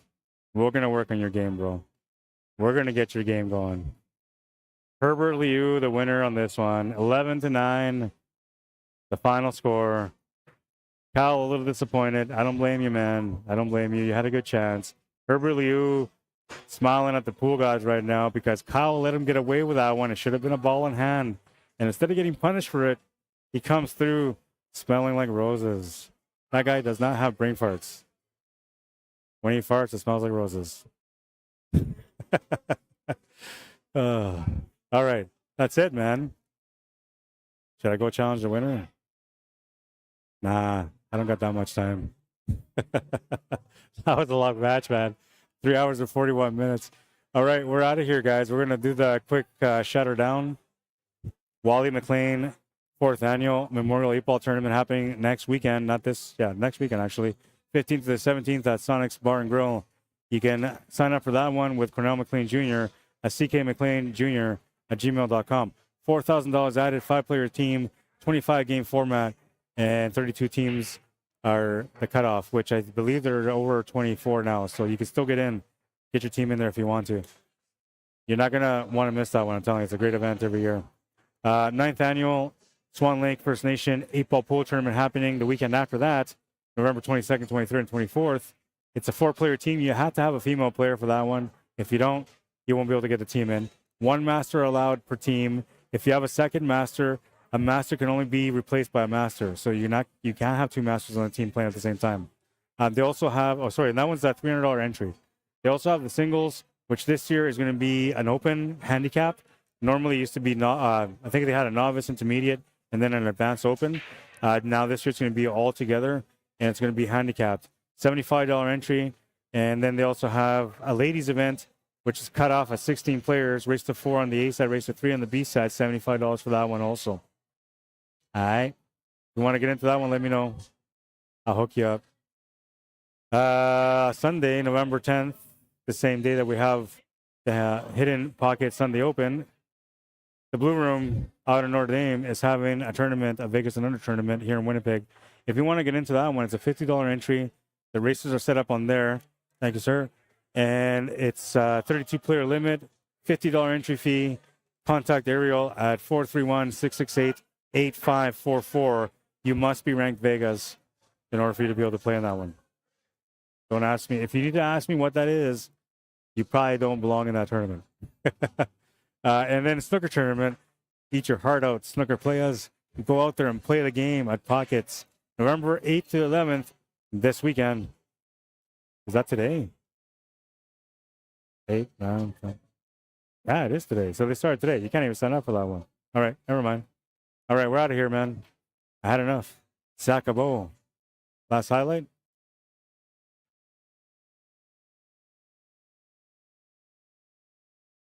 Nice little shot. Got the little window. But he'll come up short in the match. All right. What else I got? Don't forget, if you guys want to add me or follow me on Facebook or YouTube, you can find me on YouTube under Arriagada /CSL Manitoba. CSL standing for Q Sports Live. And under Facebook, it's a long one, but look me under Arriagada, Q Sports Live, one word, then Manitoba. Anything that you see on the bottom right of the screen on the scoreboard is from jamupapparel.com. If you got any questions about their products, message me at rod@jamupapparel.com. All right? All right. And, well, let's do Class Shot Apparel. Class Shot Billiards Apparel, you can find them at classshot.company.site. Check out the gear. They got some nice gear. Locked and Loaded, they don't have a website, but you can find them on Facebook. They have some really nice gear as well. The Yummy Owl, which is Ghost Kitchen working out of here at the Hidden Pocket. YummyOwl.com. Vegetarian meals with a choice to have proteins added to it too. So if you want some meat, you can do it on top of that. Not a problem for you. And that's it, I guess, yeah. The Hidden Pocket, Billiards Bar and Bistro. Get used to it, man. That's a new name. It used to be the Hangar. It is now the Hidden Pocket. 121 Scurfield Blvd, that's where we're at. If you want to have a Christmas party, any kind of event, give them a call. They would love to take care of you. And if you want me to come out and stream your event, whatever event it is, let me know, let them know, and I'll come out and stream your event, all right? That's it for tonight, though. I hope you guys enjoyed it, man. It was a good time. I enjoyed it. We'll do the pool wisdom. The more you sweat and practice, the less you bleed in battle. You know what that means, man. You got to work it. Work it, work it, work it, until you don't have to anymore, until it's all natural. Find the champion within, one step at a time. Figure out what it is you got to work on. That's your steps, all right? We'll see you when you're there, man. I'm looking forward to it. I hope you guys enjoyed the stream. It was a great little challenge match. I'm telling you, man, those 400 to 625, those are the ones you want to watch. So much more entertainment than watching those boring 700s that just run every table. But they bet more money, so it's definitely more entertaining because of the money factor. I mean, we just had a $50,000 matchup not too long ago. And then another $8,000 matchup, another $5,000 matchup. And all those were like 700 and up players. So yeah, they bring in the action, man. But man, are they boring to watch. They're just too good. We need players to be average so we can enjoy the match. All right? Let me know if you want to play. Not till the end of the month, because the next 2 weekends, I'm busy, man. But anytime after that, let me know. Friday night, Showdown. I'm waiting for it. All right, and that's it. We'll do shoutouts because I usually do shoutouts at this point. So let's do this real quick because, you know, I don't want to sleep on the couch tonight. I mean, I might already, but I really didn't want to. All right, YouTube, what do we got? Nice run that was earlier. Robert Griffith says, smooth ball top, much foul, ball in hand.